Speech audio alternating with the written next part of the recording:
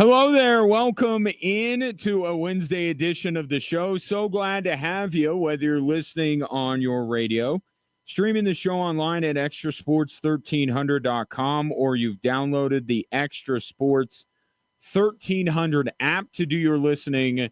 And that app, free to download and free to use at all times, is brought to you by Diversus Health, Mental Health, and well-being for all. You will get a veritable cornucopia of sports topics over the course of the program, and I'd love to get your thoughts on them.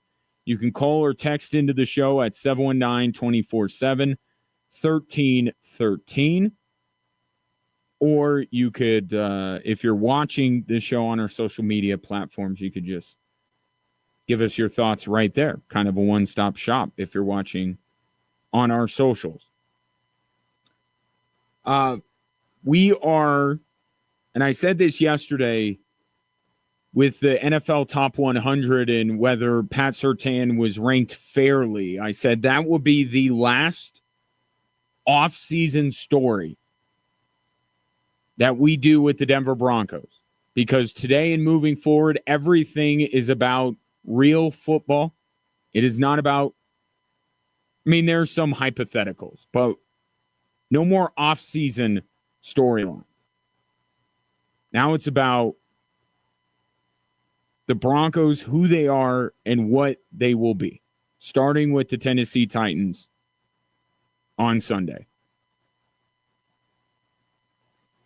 And I think I would compare the Broncos' start to the season much like the start to a college football season for a Power 5 or Power 4 team. Because I look at, especially the Titans game, but even the Colts game, not to look too far ahead, but this first Titans game, it is a game where the Broncos cannot really prove much, but they can disprove a lot. And here's what I mean by that. No one with a straight face come Monday is going to hold up a Broncos victory over the Tennessee Titans and say, see, they're a Super Bowl contender. But the reverse is more plausible. That a stumble or a fall against the Tennessee Titans on Sunday would be adequate evidence to say the Broncos aren't who you thought they were. Not naming any one person in particular that may say something like that. Just in general. Anybody could. Right? It's like to me, the AFC West reminds me a little bit of the Big Ten. Okay? Kansas City is Ohio State. Chargers, to me, are Penn State. I have some doubts about them, but I would identify them as the biggest threat to the heavyweight in that class. Right? If you told me it wasn't going to be Ohio State that won the Big Ten, I'd probably say it'd be Penn State. And then you got the Broncos, who could be Illinois. Like, people like them and think that they're potentially capable of making some real noise in the Big Ten. But have they really proved anything yet? No. That's why beating Western Illinois 52-3 isn't moving the needle. Nobody is coming out and saying, see, I told you Illinois was a threat in the Big Ten. Can't do it. You'd be laughed at. Same thing here. If you are someone who says that the Denver Broncos can take down Kansas City, or at the very least are the biggest threat to Kansas City, you're not going to be able to hold up a win from Sunday against the Titans and go, see, I told you so. you have to be honest. If the Broncos lose on Sunday, your faith is going to be a little bit shaken, right? And it's not a complete apples to apples comparison because the gap between Illinois and Western Illinois is much greater than between the Broncos and the Titans. We don't say any given Saturday, we say any given Sunday. The gap in talent between the Broncos and the Titans is not as great as between a Big Ten team and some FCS school. Right? So it's more plausible that the Titans could win on Sunday. But it's still what I'm saying where you can't hold up a win against the Titans and make any grand proclamations about the Denver Broncos. In fact, I think it's more accurate to say that the Broncos can't even really skate by Tennessee. Simply a win may not be good enough. Like those week 1 games in college football. Style points matter here. So there is far more for the Broncos to lose than to gain on Sunday. But that's not to say that they can't gain anything.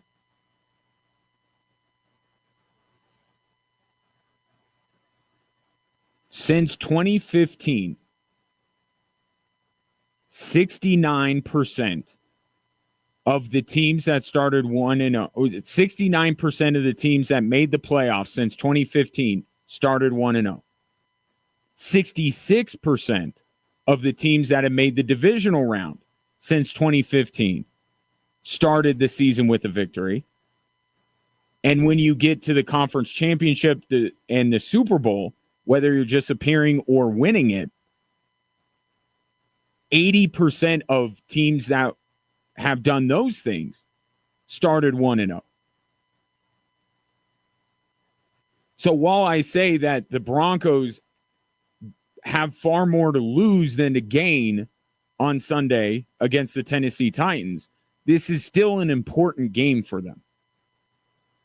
And Sean Payton has talked about it almost ad nauseum. The fast start. Not putting themselves in the hole that they started last year in. Because the reason why, and Sean Payton knows this, the reason why they were able to ultimately dig out of the 0-2 hole they started in was because their schedule eased up after those first 2 games. We have to look at those first 2 games, especially with starting a rookie quarterback. Those were not easy games. Seattle, perhaps we didn't quite know what they would be. They turned out to be a pretty good football team. Pittsburgh, we know what their track record is. They're always solid. Maybe rarely great, but they're, under Mike Tomlin, good football team. Those weren't easy games by any stretch of the imagination for the Denver Broncos. But what happened after that is they made a trip through the NFC South, arguably the weakest division in all of football. They played the Jets. They played the Raiders. The schedule eased up and allowed the Denver Broncos to get out of that 0-2 hole they were in. If you look at this season's schedule, it doesn't line up quite like that. Because after Tennessee and Indy, it gets real for the Denver Broncos. Their first divisional game is not against the Raiders. It's against the Chargers, a team that swept them last year. They have that big Monday night clash with Cincinnati, a team that you're looking at that game and saying that may be a tiebreaker some point down the line. As last year's meeting was going to be before the Kansas City Chiefs decided to, not play anybody in Week 18. And then they got the defending champion. which the consequence of that game I don't think is great if they take care of business before that, but it's a good measuring stick game. Okay, here are the champs. How can the Denver Broncos measure up? And that would probably be the first true elite team they have on their schedule. And we know how much trouble they had with the class of the NFL last year. So in terms of their ability to get to the playoffs or even win the division, I don't know that Eagles game is going to be super important for that, but there will be a fair amount of importance to it. But beyond that, it's a really tough game. And if the Broncos can't start off 2-0, first 5 weeks could be looking at 2-3, 1-4.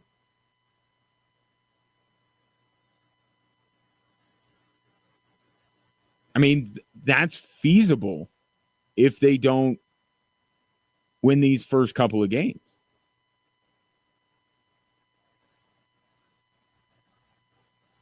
And then it's going to be infinitely more difficult for the Denver Broncos to recover and be able to get where they were last year. Because now you're needing that mid-season run that the Broncos did get last year. But what it did for them last year, it gave them some breathing room. It set up everything that happened week 18 that they could lose to Cincinnati and still have the ability to get into the postseason. If they stumble out of the gate this year, they're going to need a big midseason run just to get their head back above water. And then you look at the back half of the schedule, which the NFL knows what it's doing. It loads it up with divisional games and important games.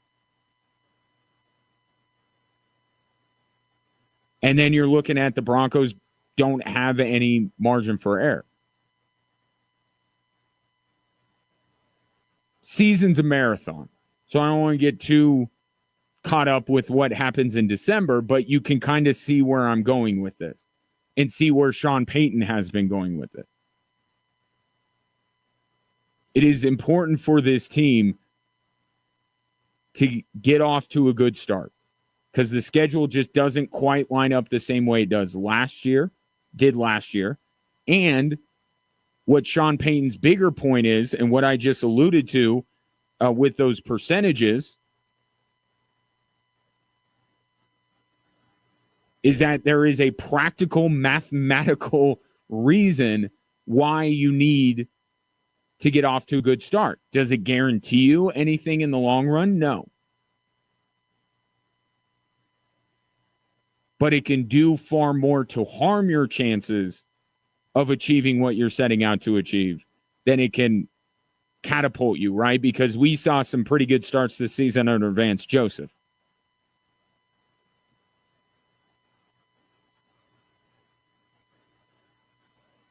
But the Broncos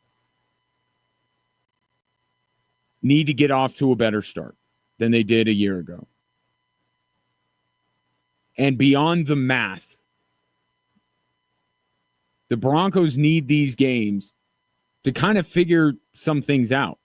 The preseason wasn't great for the Denver Broncos, for the players that truly will matter towards the Broncos' success this season. It wasn't a great preseason. So there's still some things that they need to figure out. Now, some of it is because they struggled. Some of it is because I think Sean Payton was not showing everything. So I think it's both of those things. Did we see a ton of Evan Ingram? No. So now we got to see this guy on the field. We got to see how the Broncos are going to employ him, or more importantly, Sean Payton. If he was holding Evan Ingram back, which I fully acknowledge that is probably the case, now is the time to use him and to figure out what impact Evan Ingram can have on this offense. Talked about not putting too much on Bo Nix's plate early on in the season, which is fine. But maybe more will be put on his plate when week 3, 4, 5 rolls around. So I don't want to label this like a preseason. That's why I use the college football analogy, because these games count. But I think the Broncos' goal beyond winning, of course, is they got to get themselves ready and right for when the schedule picks up and they're playing extremely meaningful games, which week 3 and 4 both are shaping up to be. So they can lose more than they can gain. But there are still gains to be made. Sean Payne has talked about the race to improve. The Broncos, whether you look at last year's team or you look at the team in the preseason, there's no reason to think, based on that evidence, that they are ready to take down the elite teams in the NFL. You just haven't seen it. Doesn't mean you're not going to, but you haven't seen it yet. So the Broncos weeks 1 and 2 have got to use this opportunity that the schedule makers have granted them to take on a team with a rookie quarterback playing in his first game and a team that seems to be kind of a disaster right now in the Indianapolis Colts. They need to take advantage. They need to figure some things out. Winning is almost like that's the given. Broncos can't lose these games, but can they look good doing it, meaning they're improving, meaning they're showing some new ways that when they go up against a team that presents some problems or can take some things away or negate some things, the Broncos have other things on their team that are working. So can't proclaim the Denver Broncos a Super Bowl contender by being the Titans or the Colts. But they have to win these games. And they have to show improvement, and they have to show that they have leveled up from what they were last year. Because if they don't, forget whether they lose. I don't think they'll lose to Tennessee. I don't think they'll lose to Indy. Put that to the side. If they don't improve through these 2 games,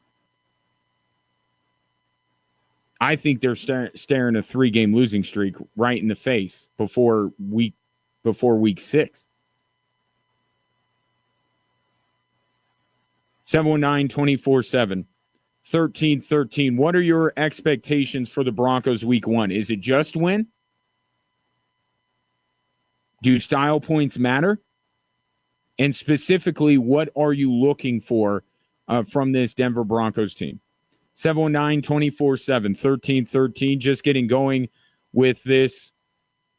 What is today? Wednesday? Those holidays, man, they throw me off. This Wednesday edition of the show. Coming up next, why this Kawhi Leonard story, as fascinating as it is, may not be quite as salacious as it's being made out to be. I'll explain next here on Extra Sports 1300.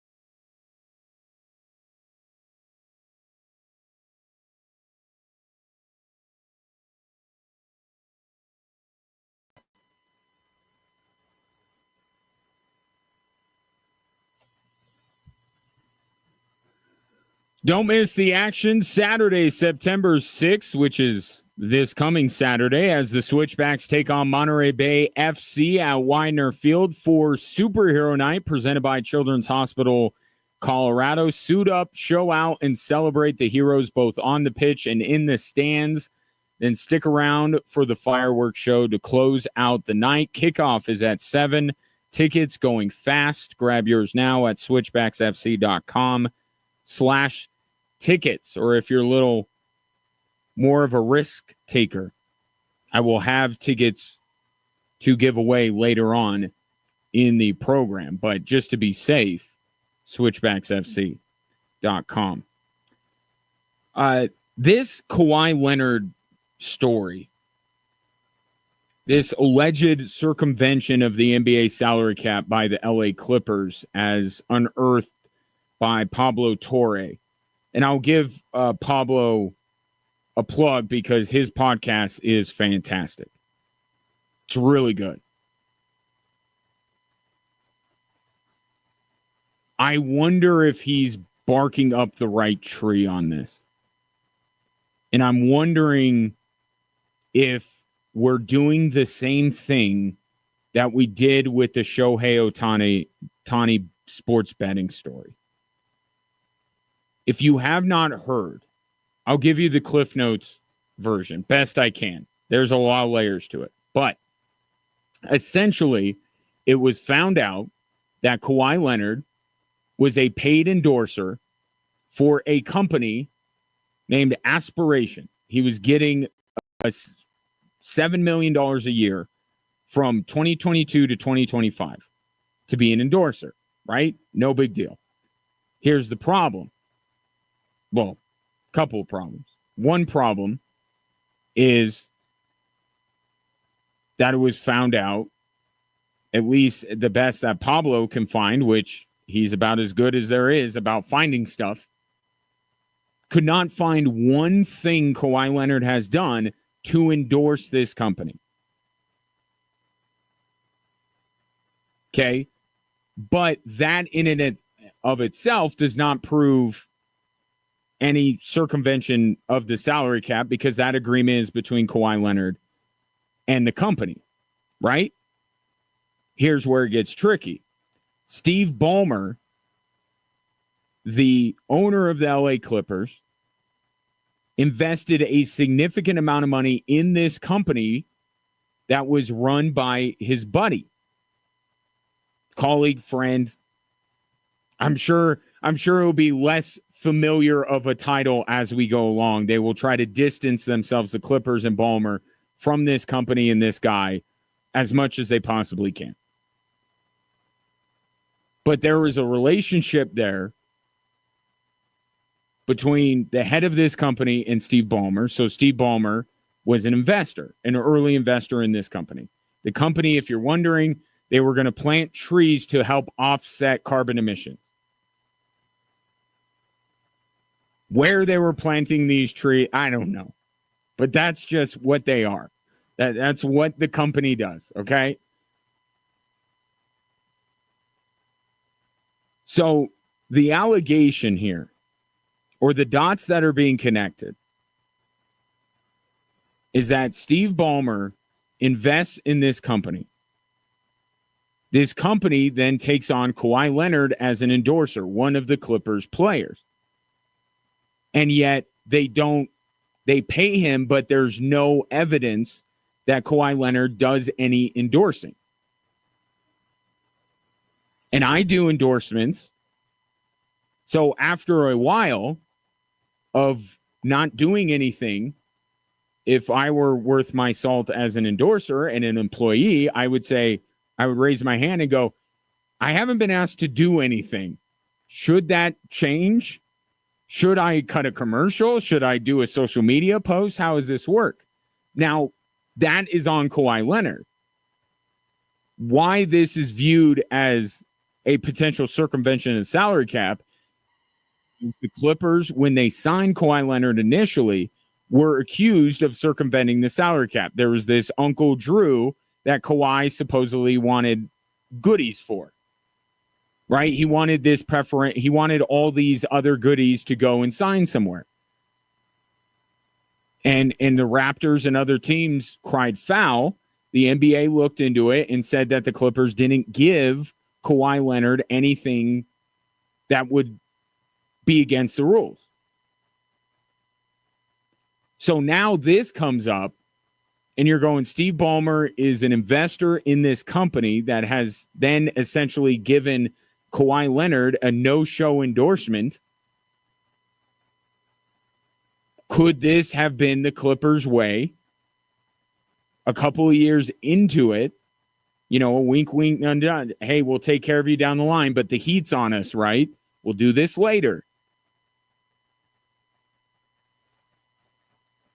Could that be what the Clippers have done here? The only reason all this is coming to light is because this company is a scam. They never planted the trees wherever they were going to plant them. They never planted them. There was no planting of trees. They were a scam. And because they have gone belly up, because they didn't make any money doing the thing that they said they were going to do, they declare bankruptcy. All these documents become, are out there. And Pablo Torre, being the intrepid reporter that he is, got his hands on him and is bringing these things to light. And therein lies why I say this might be a repeat of the Shohei Ohtani story. Because what we did, in the search of Occam's razor, right? The simplest explanation is the best explanation. We actually made some assumptions. We did not start that at the most simplistic explanation, which was Shohei Ohtani was getting scammed by someone he trusted, in Ippei Mitsuhara.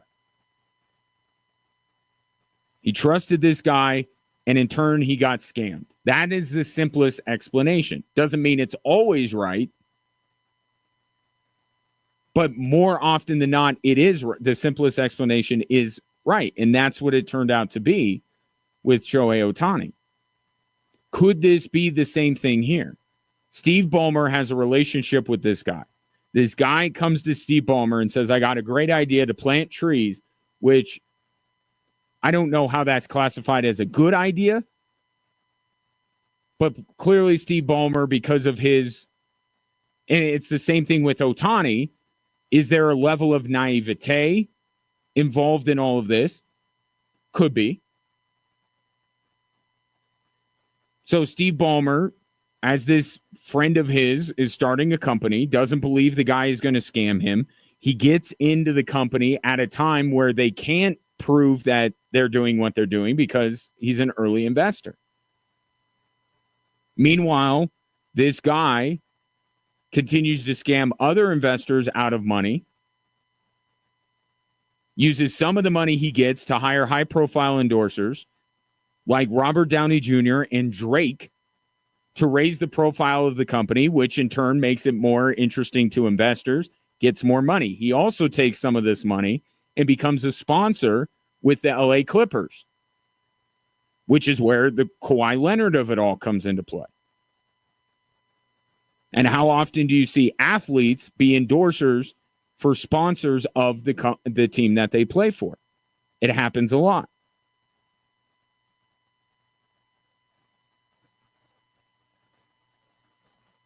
Which in turn raises the profile of the company and so on and so forth until the jig is ultimately up. You can't raise any more money. You actually have to do something. They don't. They go belly up, and all of this comes to light.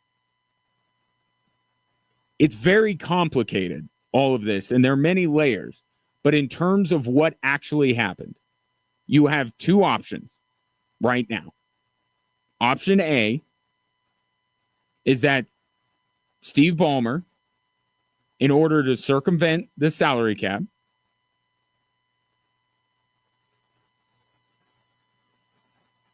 funded a company that then hired Kawhi Leonard as an endorser and did not make him endorse anything to pay him essentially under the table to circumvent the salary cap. That's option A. Option B is what I just presented, which would be similar to Shohei Ohtani. Steve Ballmer got scammed by someone that he trusted out of money, right? The investment was a scam. And then the Kawhi Leonard part of this is what we see with a lot of professional sports teams, that they hire someone from the team to be an endorser for the team. And is that ultimately Steve Ballmer and the Clippers' responsibility to check up on, make sure that Kawhi Leonard is fulfilling the endorsement?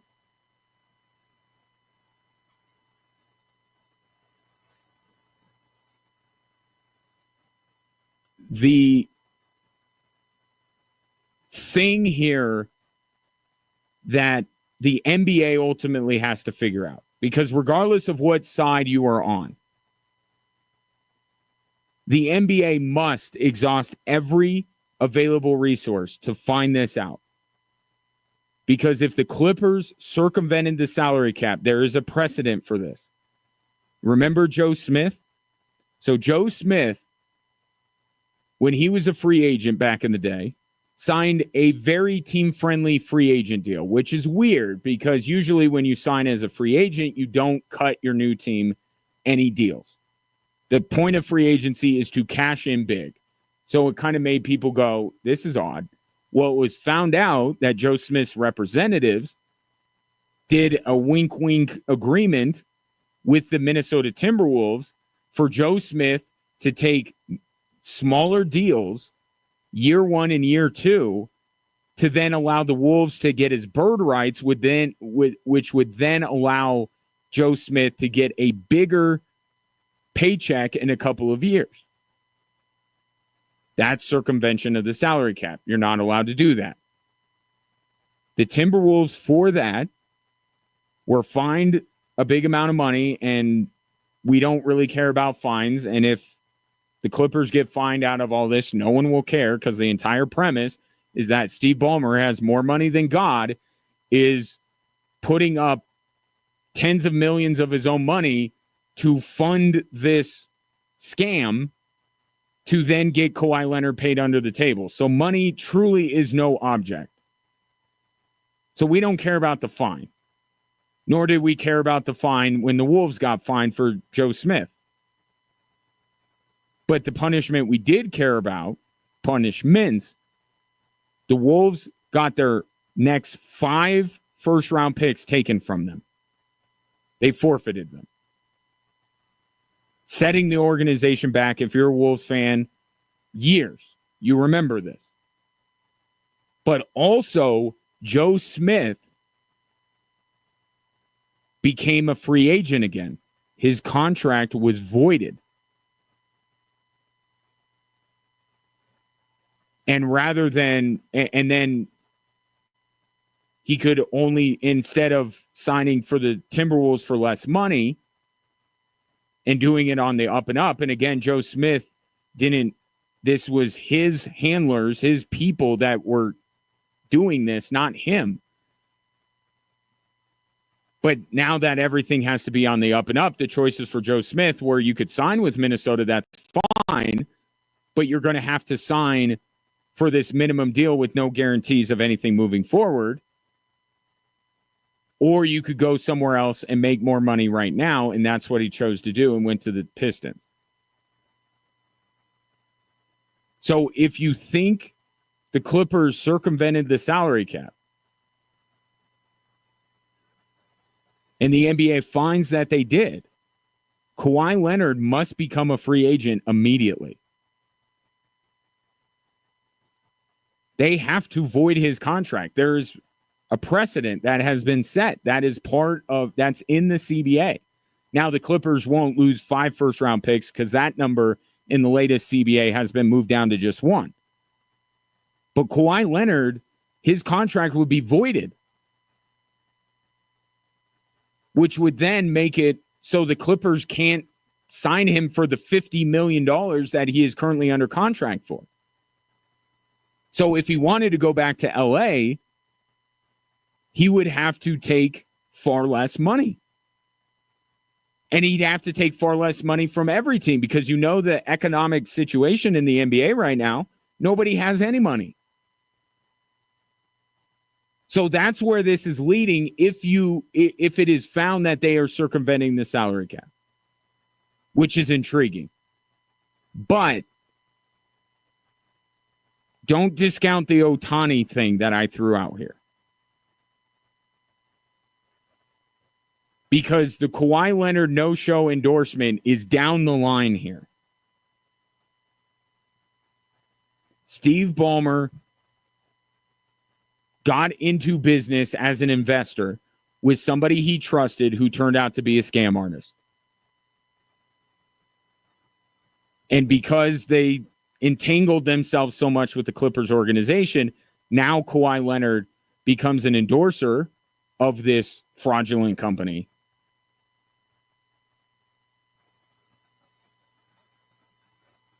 So, because the question here is not Kawhi. The question is Steve Ballmer. Steve Ballmer is Shohei Ohtani. Do you believe he is the Shohei Ohtani in this? The Kawhi Leonard thing is separate. I don't know what the NBA is going to do or can do to Kawhi Leonard who didn't fulfill an endorsement.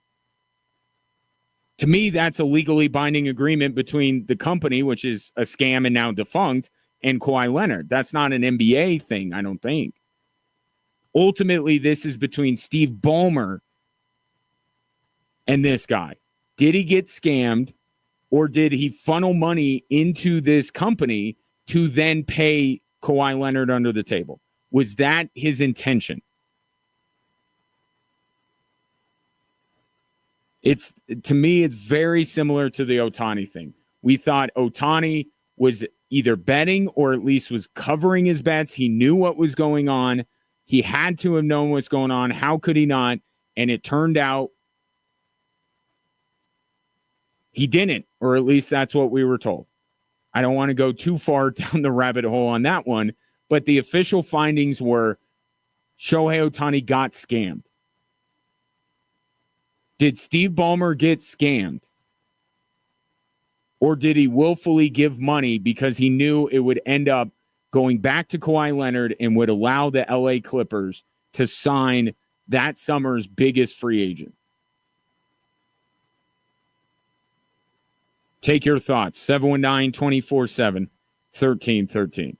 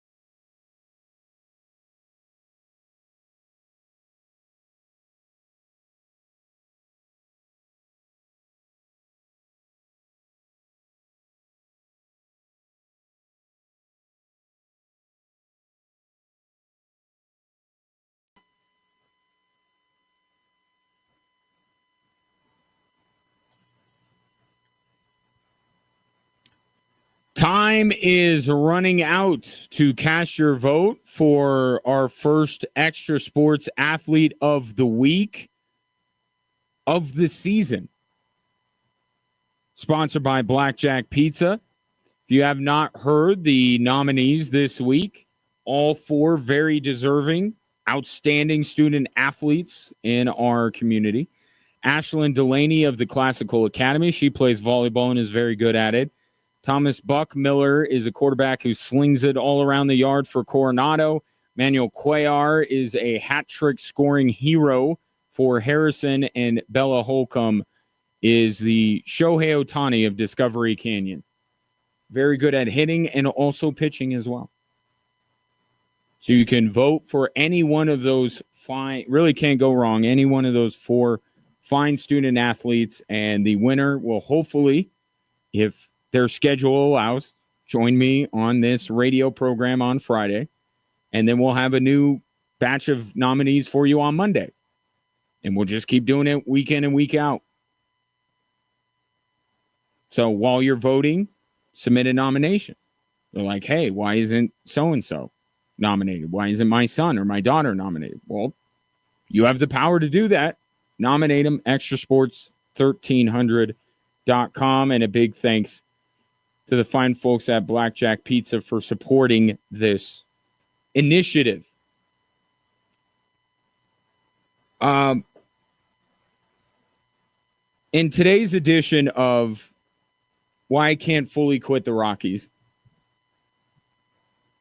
it's a disease. It really is. So last night, the Rockies, let me set the stage for you in case you don't know. So the Rockies this season have been absolutely getting their teeth kicked in. They are a mile away from even the fourth best team in their division. They are so bad. But yet, they're not the worst that we have seen in our lifetimes, which is part of the reason why they have been somewhat endearing, is that they will not go down without a fight. Even though I think that the best outcome for the Rockies organization is for them to be dubbed the worst team in the history of baseball, because that's the only hope to get Dick Monfort to wake up and realize that he has truly run this thing into the ground.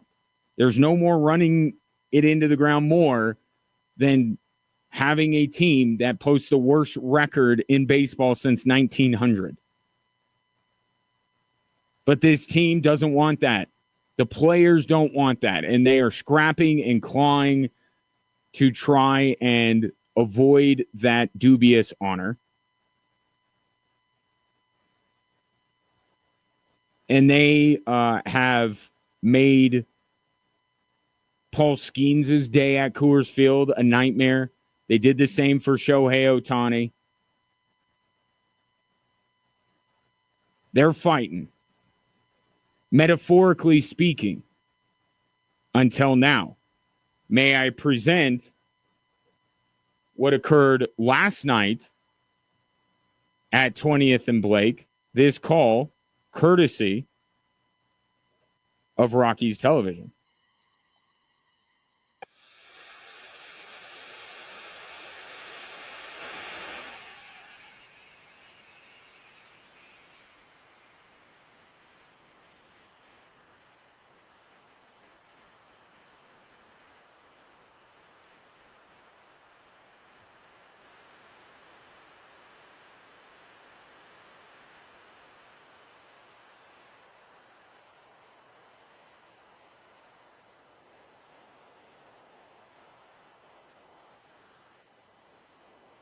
But also good.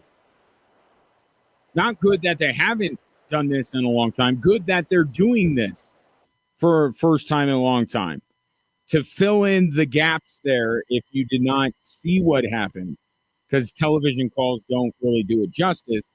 Rafael Devers pimped his home run. He stared at it. He stood there. He admired it. And at Coors Field, ball travels a long way, right? Guys hit very, admirable home runs, and Devers admired his. Kyle Freeland, who has had just an awful season, as all Rockies have, gets really upset about it, starts talking to him, which is normal. No escalation. Some words are exchanged. Umpire comes over to Kyle Freeland, says, don't go over there. And then Matt Chapman of the Giants comes over and bumps Kyle Freeland. So any way that you slice it, no matter where you start, where the incident starts, it's on the Giants.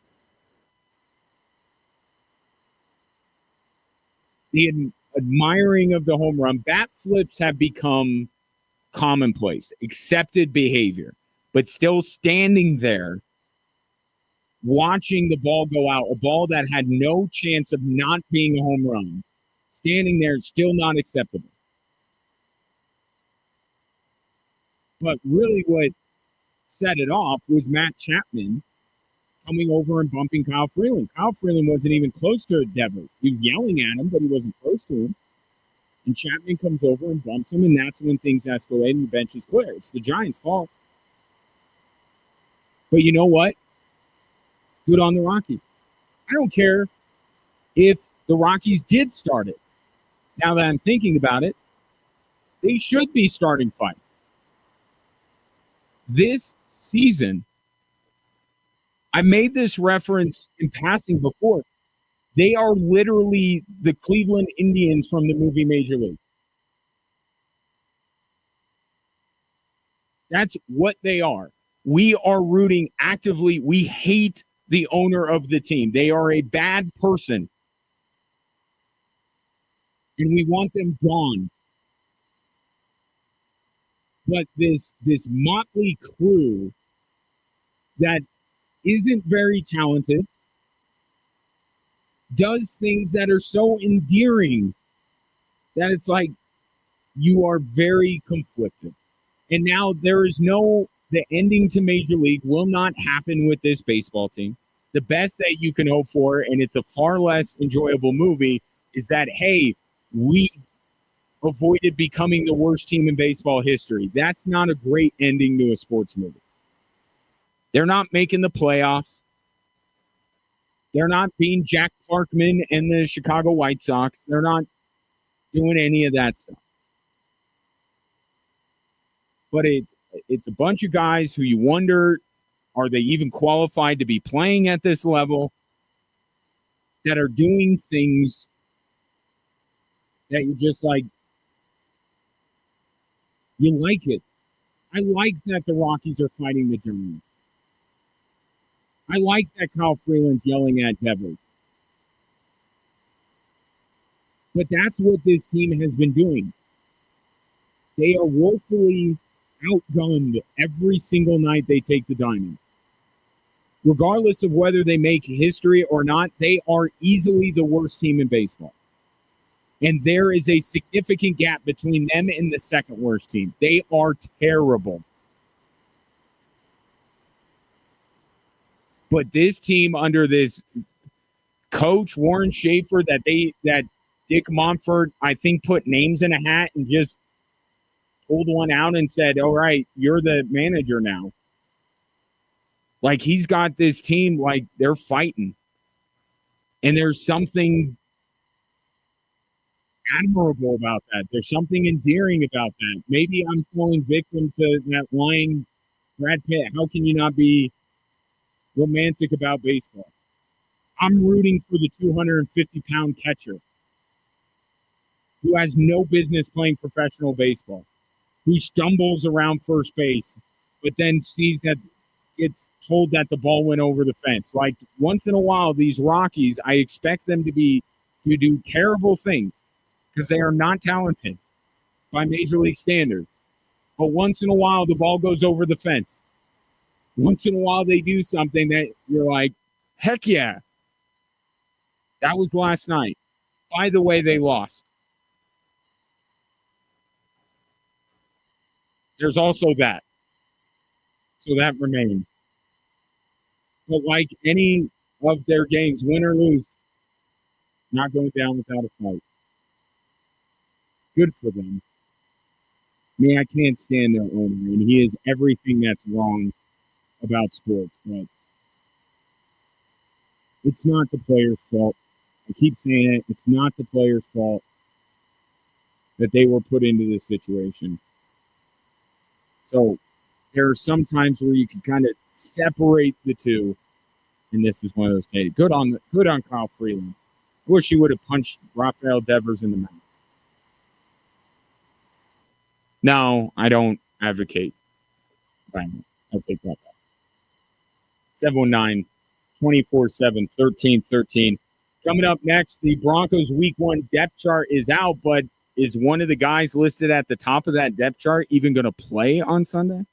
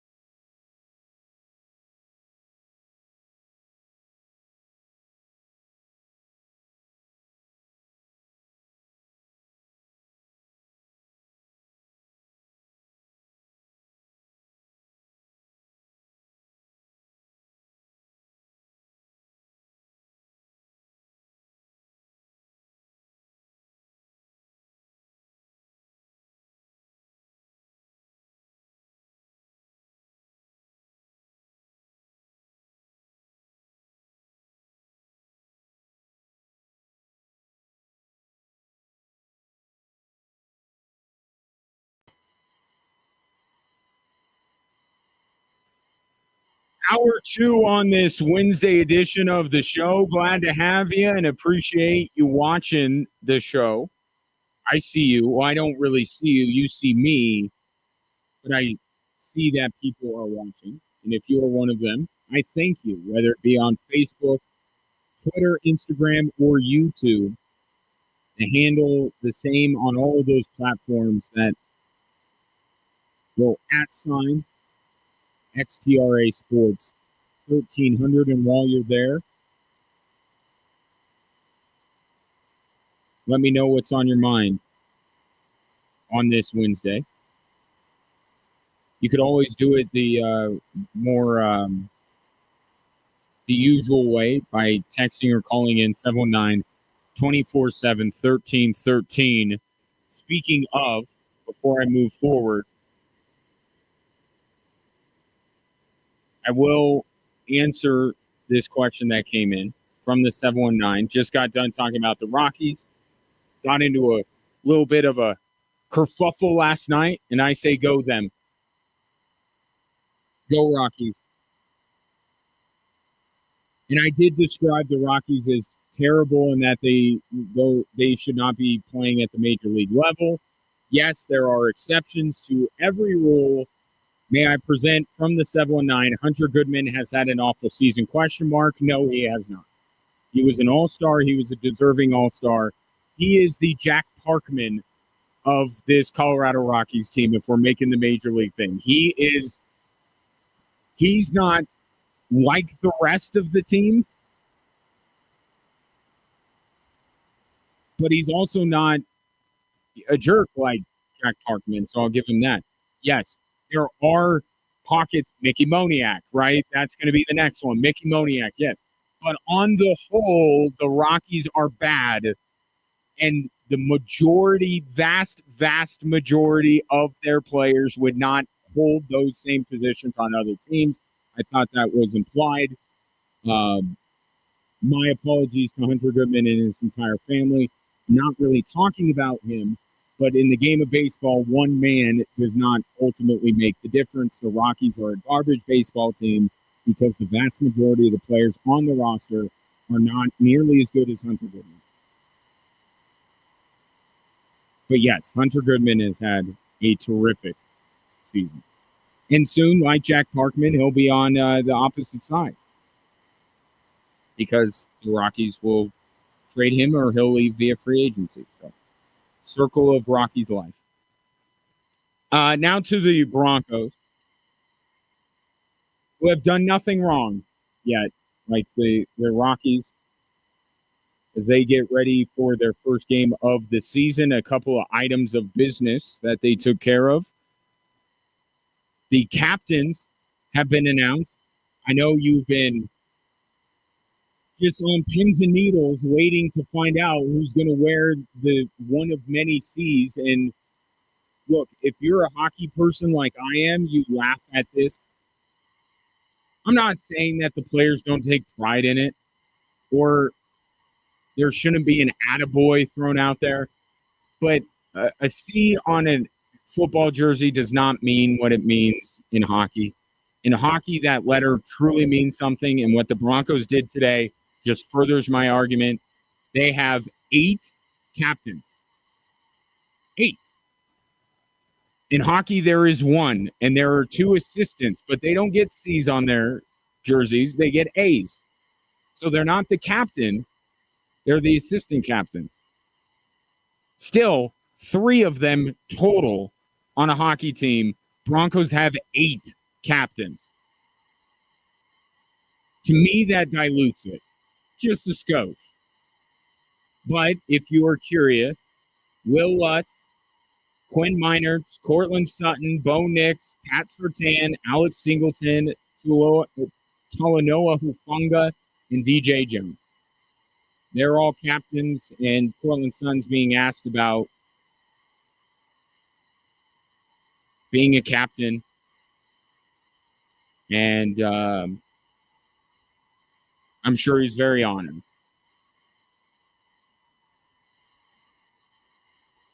I'm sorry.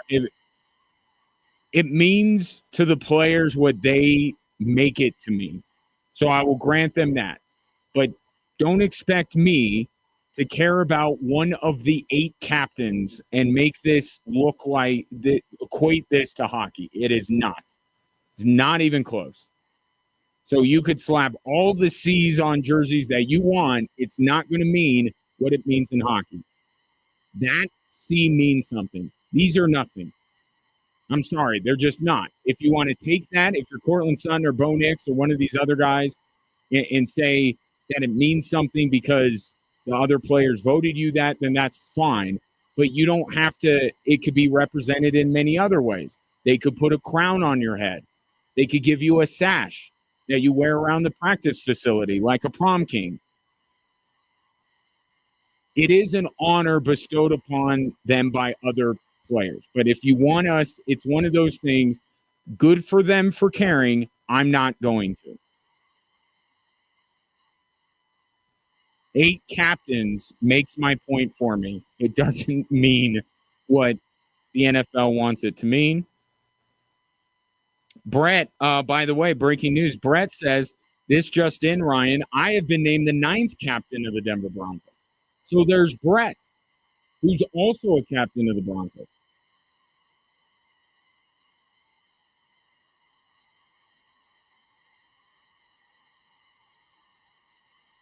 Not telling these players not to care. I'm just telling the players and the team. And I'll look, I don't want to take aim at the Denver Broncos, although they are going a little bit far. They have to admit that with 8 captains. But every team is going to do multiple captains, and I would apply that to every team in the league. NFL teams, you want that to mean something, that's great. I'm not going to tell you that you shouldn't do that or the players who are named captains shouldn't care. Okay? I'm not going to tell them that. You don't tell me this matters because to me, it means nothing. But I get it out of the way for the newsworthiness.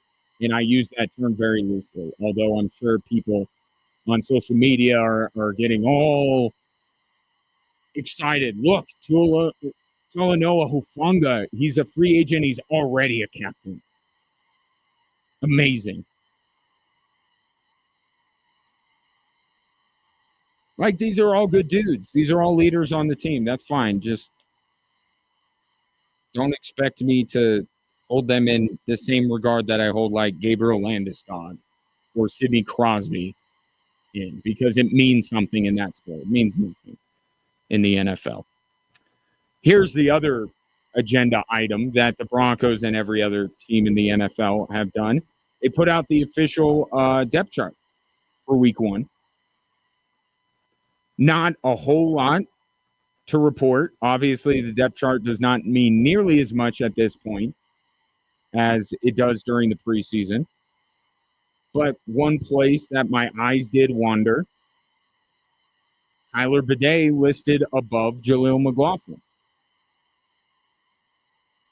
It will be interesting on Sunday. Sean Payton has talked about how difficult it is to have 4 running backs active and how you really have a difficult time even using 3 of them in the game. But do we see either Bidet or McLaughlin deactivated for Sunday? Maybe. But I'm paring it down, and I'm just saying after J.K. Dobbins, who is listed as the starter, and I fully expect him to be featured more than any of these other running backs on Sunday, who's the next guy? That's what I want to know. And one step towards knowing that is whether all 4 guys are going to be active and dressed out on Sunday. But ultimately, when the game starts is when it matters. Is R.J. Harvey truly going to be if not J.K. Dobbins, then R.J. Harvey? And I wonder about that because of Sean Payton's history in Denver about being, other than Bo Nix, being very careful. Well, I don't want to say he hasn't been careful with Bo Nix. He has. But bringing along these guys slowly. Right? That we got to find ways to get Marvin Mims touches. Right? That stuff. The Audric Estime. Why isn't Audric Estime getting carried? So Sean Payton's recent history for every other position besides quarterback makes me believe we won't see a ton of R.J. Harvey on Sunday. That he will go with either McLaughlin or Bidet, and I don't believe that this necessarily means that Bidet will get the call before Jaleel McLaughlin. Sean Payton has also talked about that. It's based on what the Titans present defensively, how the game goes, all that other stuff. I would not take this as definitely Bidet is ahead of McLaughlin. I think it's J.K. Dobbins, and then everyone else is just thrown into a pot. And Sean Payton will pick and choose based on the situation. What matters is who's at the top, and That's J.K. Dobbins, and I expect him, as he should, to be the featured back for the Denver Broncos on Sunday. On the defensive side, Jahdae Barron as the backup for both Pat Surtain and Jaquan McMillan. Interesting. But again, that would not preclude the Broncos for putting Barron out there the majority of the reps. But again, rookie. Could we see Sean Payton bring along Jahdae Barron slowly and start Jaquan McMillan and play him most of the game against the Titans? Possible.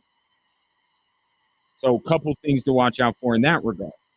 But I think the far more consequential thing than any of that other stuff is based around Dre Greenlaw.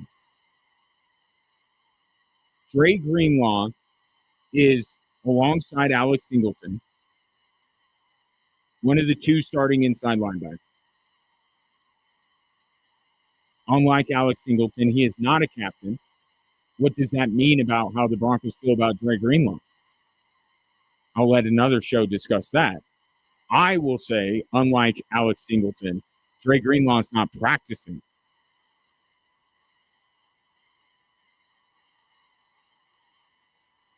And there's still time for Dre Greenlaw to be ready for Sunday, but it's week one. It's game one. Dre Greenlaw was brought in to complete the Denver Broncos defense, to fill a need that they still had, despite how talented they are.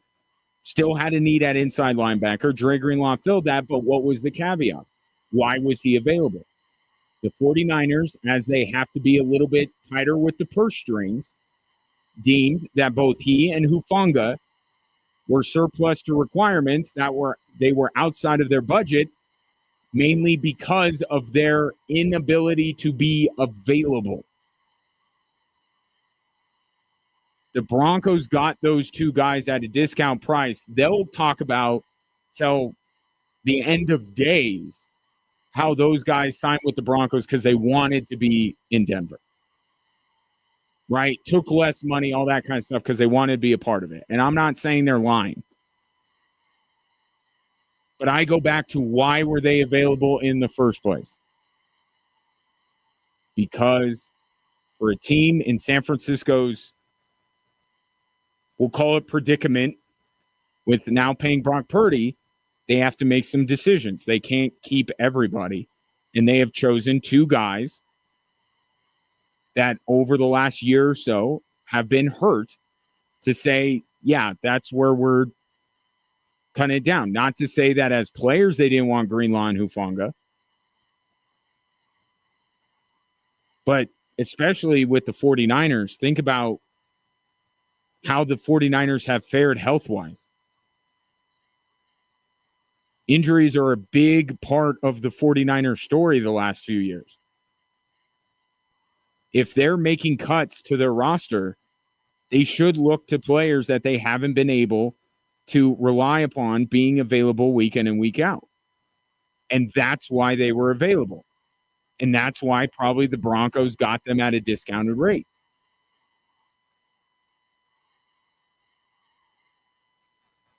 So I will say it is Wednesday.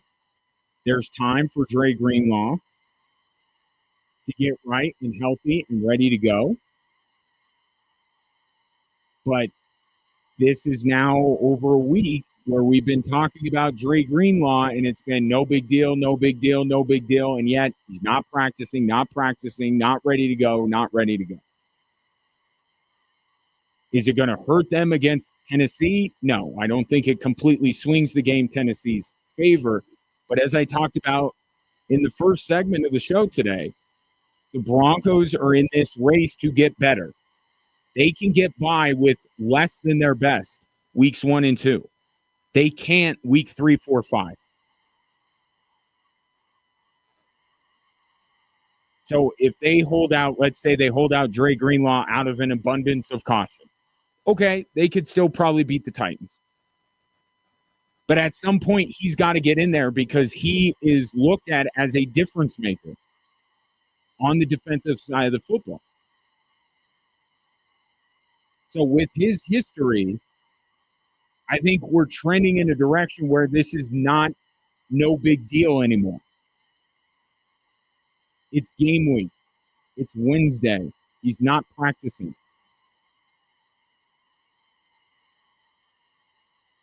See if Sean Payton had anything to say about the status of Dre Greenlaw as we move through the program. In the meantime, your thoughts on the captains? Any snubs? We do this we let 68 teams in the NCAA tournament, and we still complain about teams that are left out. So why not with the captains? Does someone get snubbed? Does it mean the Broncos hate him? I'll take your thoughts at 719-247-1313. Coming up next, if Deion's going to do the thing that I'm starting to believe he's going to do, he's panicking. I'll tell you what it is next.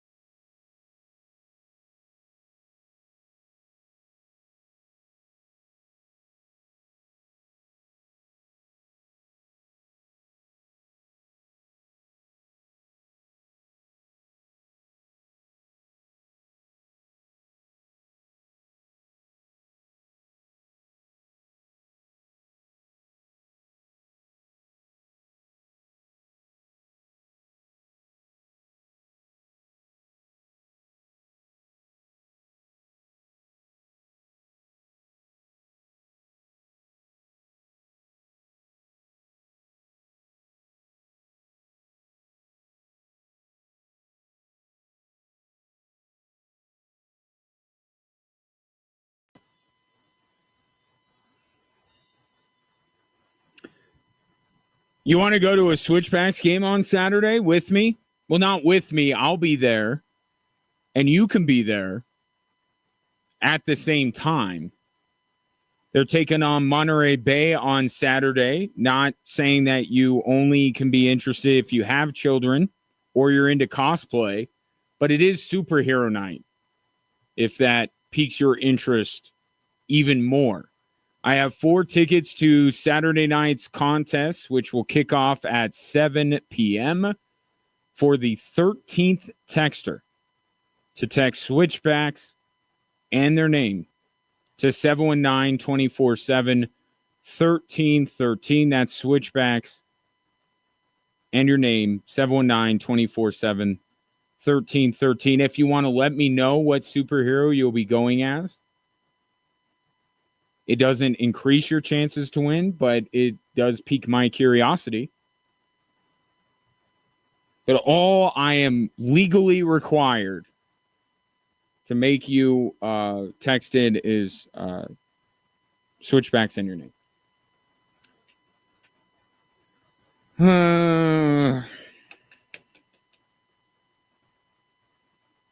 Deion Sanders, if he's aiming to do what I think he's aiming to do, what he's contemplating, what he's mulling, it is an absolute sheer panic move. When I initially heard Deion Sanders yesterday say that Julian Lewis, prized high school recruit, all of 17 years old, was going, well, let me back up, actually.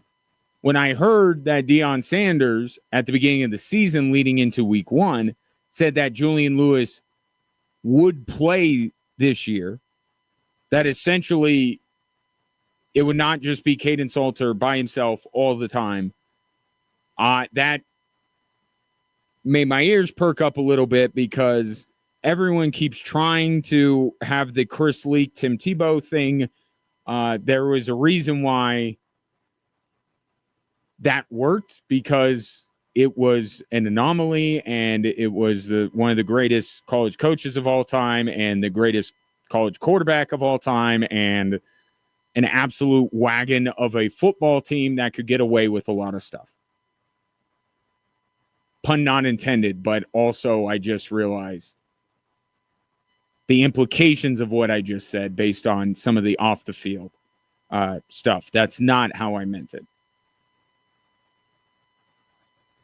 I don't like the idea of a 2-quarterback system.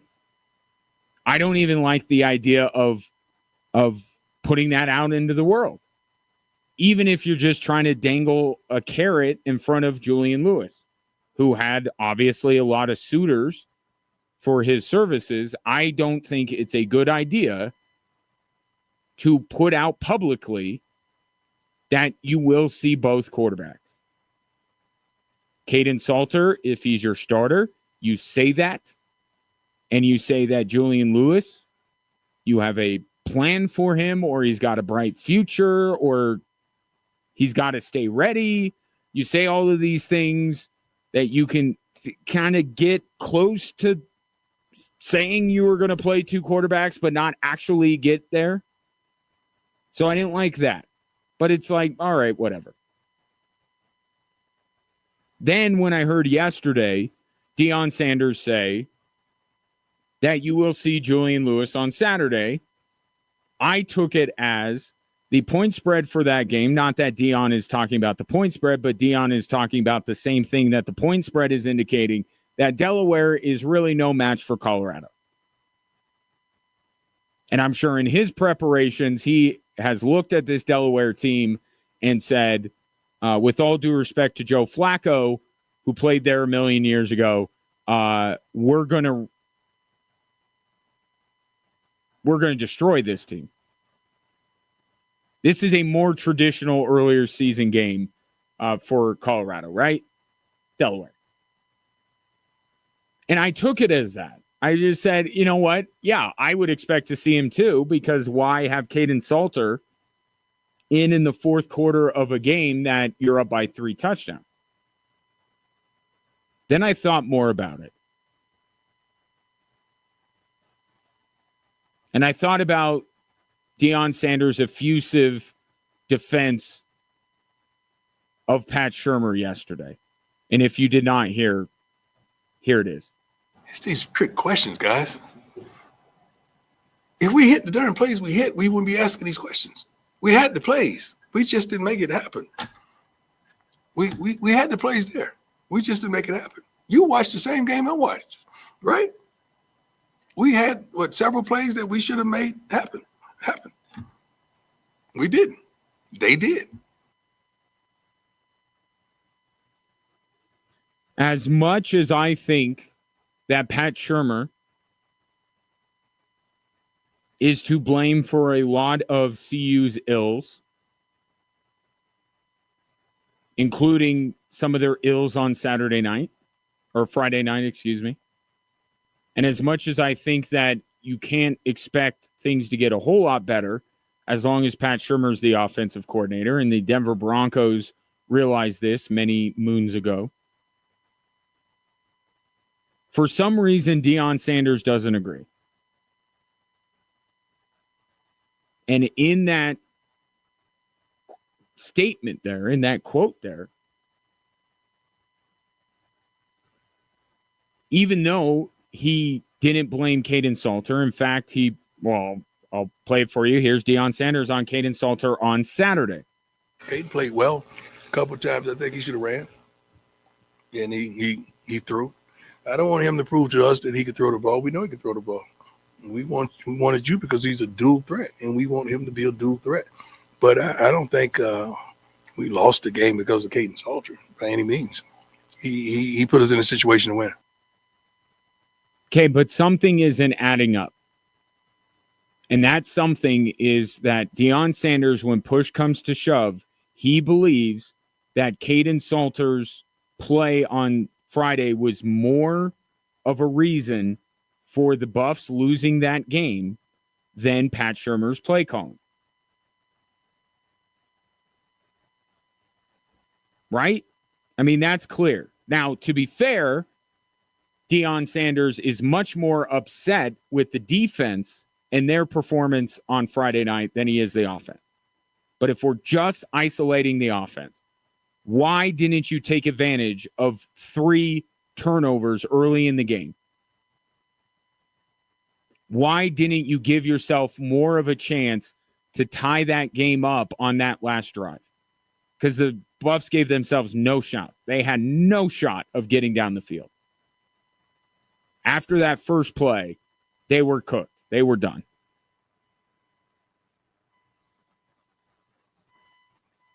The reason for that, in Deion Sanders' mind, is Caden Salter, not Pat Shurmur. So here's what I think Deion Sanders is thinking.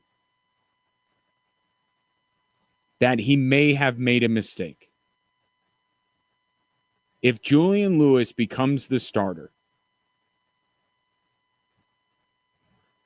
in week 3, I would not be surprised, because I think that's where the train is going in Deion Sanders' head. If that's the case, this move is being made out of sheer panic and is not a good sign. This is not a plan. It wasn't the plan all along to make Caden Salter play week 1, work in Julian Lewis week 2, and then it's his job week 3. I do not believe for a second that it was Colorado's plan. If we get to, week 8 or 9, and now Julian Lewis is playing, that's a different conversation. I mean, look at it through the NFL lens, whether it's the Giants or the Browns, right? The 2 teams that we expect at some point to turn to a rookie quarterback. Not going to name names because I don't want to get into that conversation right now, but we expect both teams to turn to a young quarterback at some point this coming year. If the Browns had Joe Flacco start weeks 1 and 2, and then bring in one of the two rookie quarterbacks that the Browns have on their roster, and then start that guy week 3, you would say that the Browns are panicking, that the Browns are already pulling the ripcord on the season. Same thing with the Giants. As well as Jackson Dart has played, their plan is to start Russell Wilson. Jackson Dart has been listed as the backup. But if the Giants start Russell Wilson for 2 games, play Jackson Dart late in week 2, and then start Jackson Dart week 3, we would say not only are the Giants panicking, but we are also saying it's not a good idea. What would we also be saying, whether it's Jackson Dart or Shador or Dylan Gabriel? How can they be ready? How can they be more ready to take over the job 3 weeks into the year than they were to start the year? Right? If you're going to start them by week 3, then you just should have started them week 1. And I'll apply the same logic here. If Deion Sanders is seriously contemplating making a quarterback change,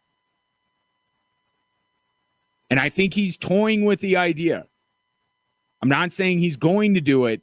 I think it's in his head right now. It would be a panic move, and Julian Lewis would be no better equipped to play at this level week 3 than he was Friday night. You just should have started him against Georgia Tech. And that would be an indictment of Deion Sanders. If he is to bail on Caden Salter, who he was so effusive with his praise, thought it was such a no-brainer that he would start him, if he's actually contemplating. I understand that a good trait of someone is to take in new information and be able to change their mind. We're talking about after 1 week. That's not enough time. Okay, there's a balance here. It's not changing your mind on a whim, on a dime, at the drop of the hat is not a great quality to have. There's a time that it takes to take in more information. And I think that Caden Salter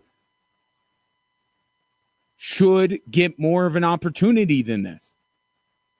But I also think that Pat Shurmur is not great at what he does. And Deion Sanders and I disagree on that. So we're coming at it from a different perspective. Deion is clearly putting more of Saturday's problem, or Friday. I know, college football, forgive me. Reflexes to say Saturday. He's putting more on Caden Salter for Friday than he is putting on Pat Shurmur.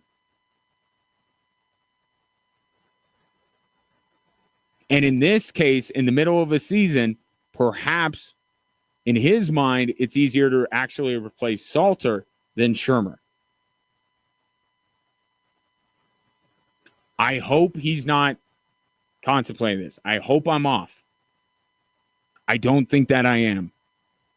I think he's contemplating this. We'll see when we see Julian Lewis on Saturday. Whether it'll be within the flow of the game or will it just be in mop-up duty? Because it will, one way, fortifies exactly what I'm saying, and it will be a real possibility that Julian Lewis is the Buff starter week 3. The other, false alarm or Deion Sanders thought better of it, and the Buffs proceed with Caden Salter. But I'm adding all of this stuff in my head, and I'm thinking that this is a thought in Deion Sanders' mind.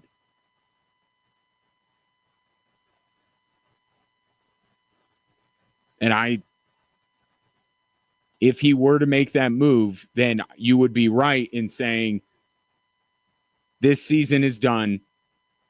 They're panicking. They're pulling the ripcord. It's over. I don't think that it's necessary right now.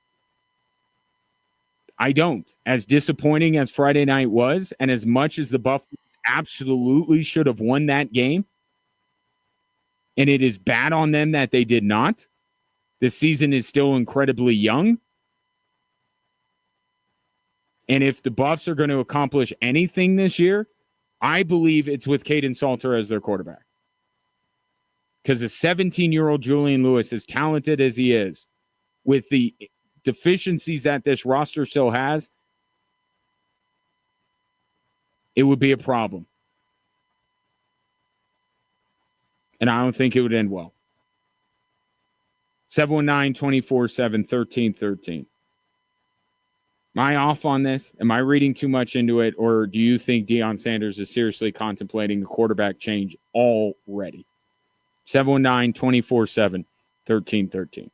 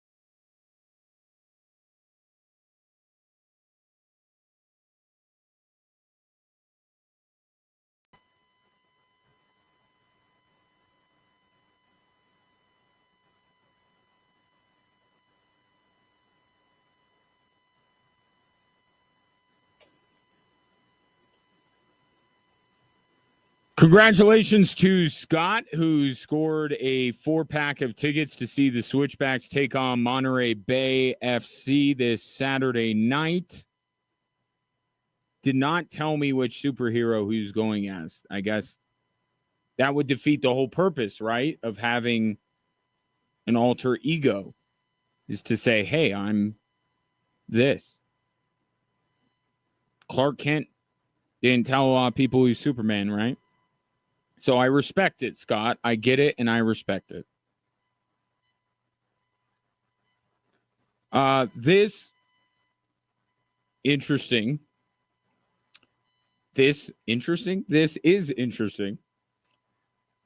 So this from B Van in the COS says, I think you're off, Ryan, on my hypothesis that Deion Sanders is contemplating a quarterback change already. And adds that the kid, being Julian Lewis, plays in mop-up duty. And I am not a psychic. The superhero that I will be going to the Switchbacks game on Saturday is not Jean Grey, nor is it Professor Xavier. But I'm just seeing a lot of things and a lot of talk about Julian Lewis that I don't think should be happening.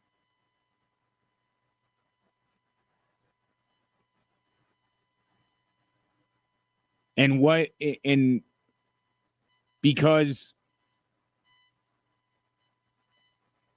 I played a few different ways. One, why did he mention that he was going to play both quarterbacks this season? What's the advantage of doing that? Or what's the advantage of saying that Julian Lewis will play on Saturday? And to be fair, he said that Salter was going to start the game. What is the advantage?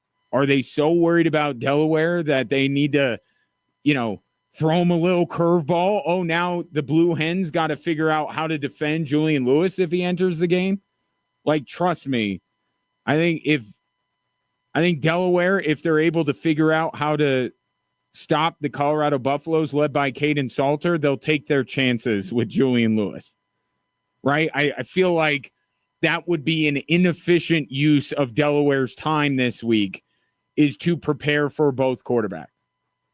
I get how paranoid and wait till you hear Sean Payton's answer to a question about how Dre Greenlaw is doing, right? So it will show you that. In fact, I'll play it right now. I'm going to play it again during what's driving the show, but here was Sean Payton asked about how Dre Greenlaw is doing with his injury.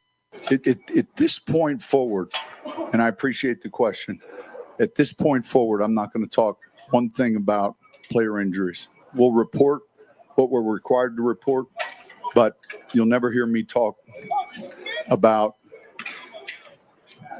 how I feel it's going or any of that. And then really there's no advantage for me to discuss it. Okay. Paranoid much, but also that's within his right. And he does come from he's a paranoid bunch. Head coaches are. I get it. And they look for every advantage they can and all that kind of stuff. But I don't know what the advantage is of throwing out Julian. It's Delaware.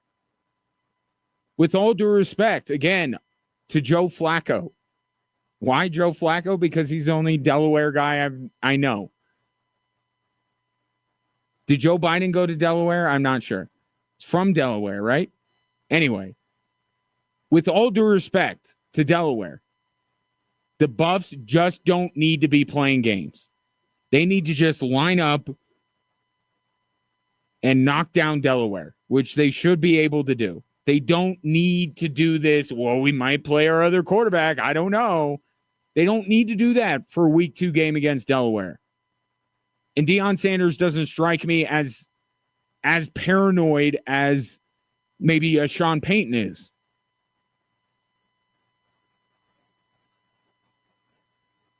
So why bring it up? Why talk about playing 2 quarterbacks? Just to only say, well, it depends on how the game goes. Like, don't even put it out there.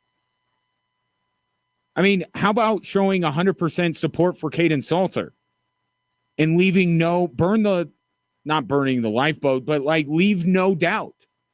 Caden Salter's our guy. Julian Lewis's time will come sometime down the road, but Caden Salter's our guy and we're going to win games.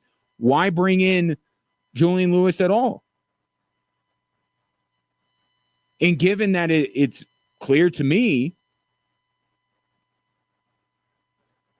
that Deion Sanders was more unhappy with his quarterback's play than he was his coordinator's play calling, I don't think it's crazy to connect some of these dots here. But in the end, it's just a theory. I'm not in his head. I don't know. But there are signs that are there that are quite troubling. But I said, if Julian Lewis just plays a mop-up duty as B-Van believes that he is, then all right. But if he plays any earlier, I'm saying any earlier than when that game is out of reach, I think it is very much on the table for Julian Lewis to be the starter week 3.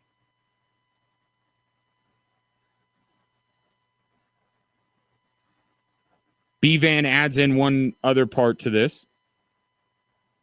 Says, pie to the face bet, Ryan. You know, we don't do that here. I don't want to, I'm worried about infringing on any trademark with Dan Patrick's show. We don't do the pie to the face bets here. Says, barring injury, I say Salter remains the starter throughout the year. We got to figure out some other stakes because, again, I don't want to infringe on their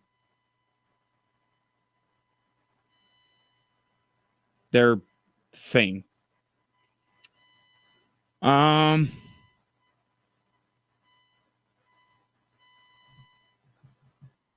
Me at the right time. I'll make that bet with you.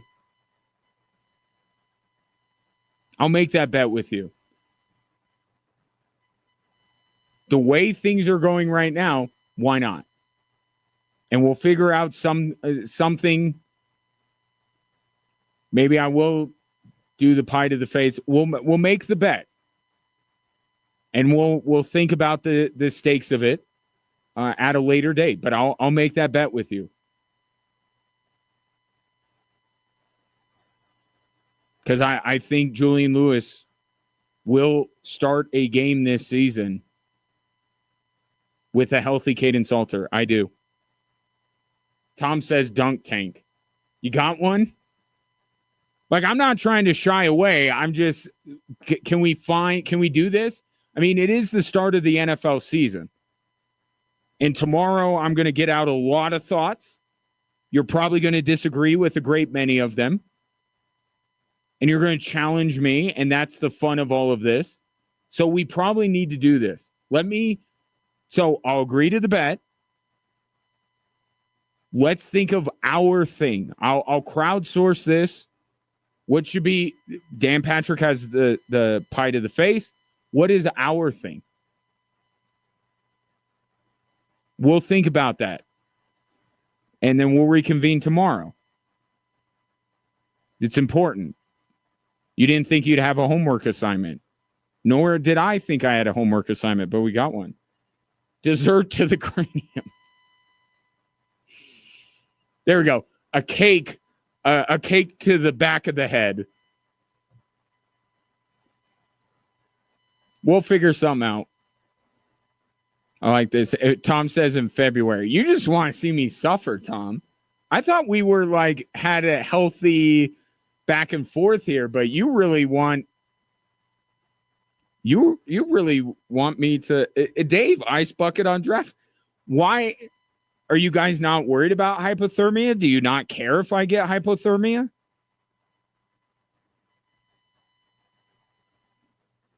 We'll think about it. I don't love that this is where B-Van was an innocent thing. I just don't want to infringe on what Dan Patrick is doing. You guys are stay in a cold plunge 20 minutes too long and try to jump through the ice on the Pueblo Reservoir and like, whoa. I thought we were friends. Friendly, at least. Albert, we'll give him the last word on this for now because I got to take a break. I don't think Julian Lewis lost Lincoln Riley's phone number or any of the other coaches that recruited him. College coaches must continually recruit. Lewis is the future. Salter is a bridge.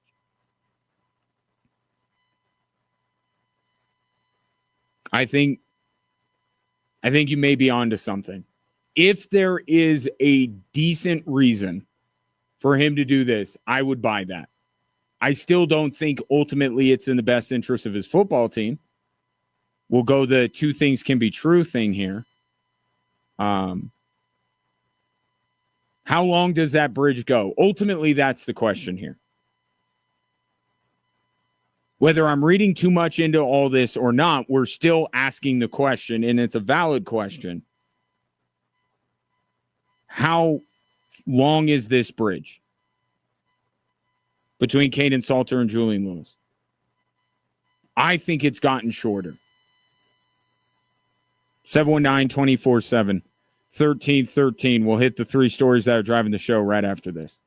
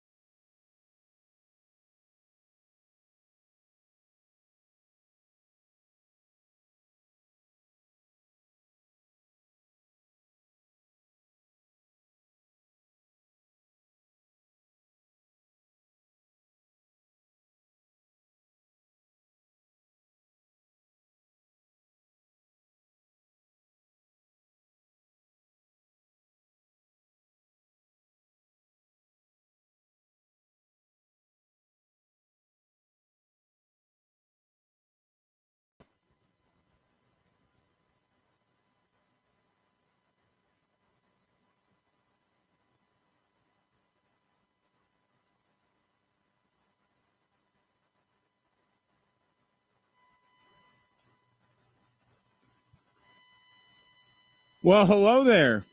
Welcome in. Hour 3. You've missed a lot if you're just tuning in. We're trying to figure out, because it's football season, we don't make a lot of bets like this when it comes to other sports, do we? But with football, we feel very confident in our takes, and we want there to be stakes with our takes. That rhymes.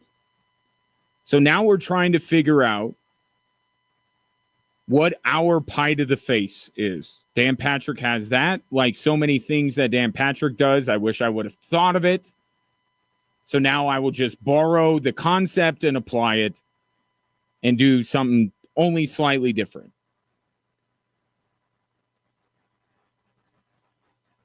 What's the punishment?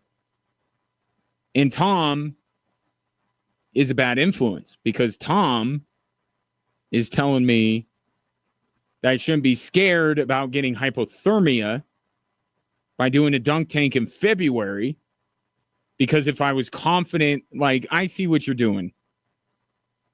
If I'm so confident in my take, it shouldn't matter what the punishment is. Okay.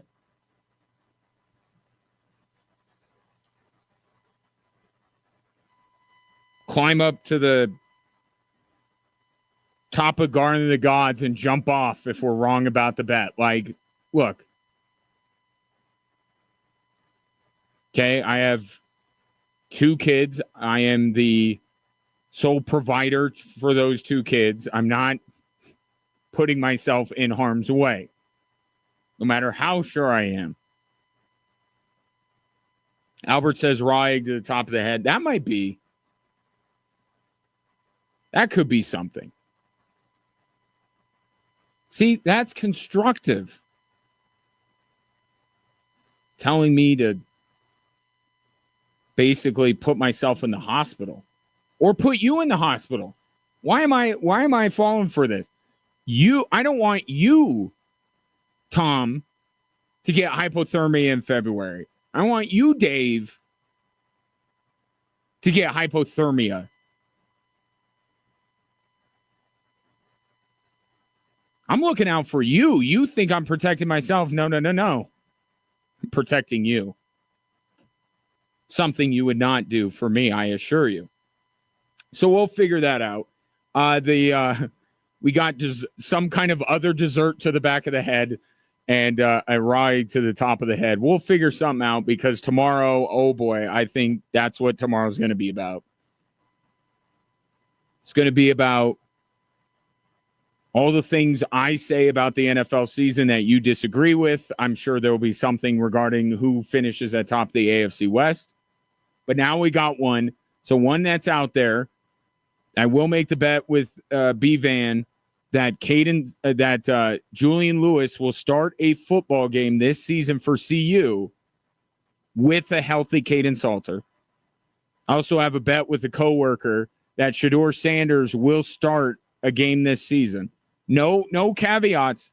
Just Shedeur has to start an NFL game this year, and I win the bet. So maybe he'd want in on this punishment stuff. And I'm sure there'll be a lot tomorrow. In the meantime, suggestions or thoughts on sports, also welcome. 719-247-1313. Perhaps these 3 stories will spark something.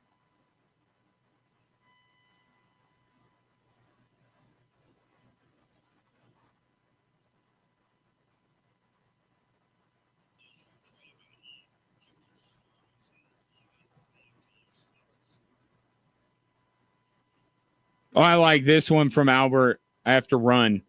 But you underestimate how good a shape I'm in. I could, not to brag, I could probably run around the block 3 times and only be mildly winded.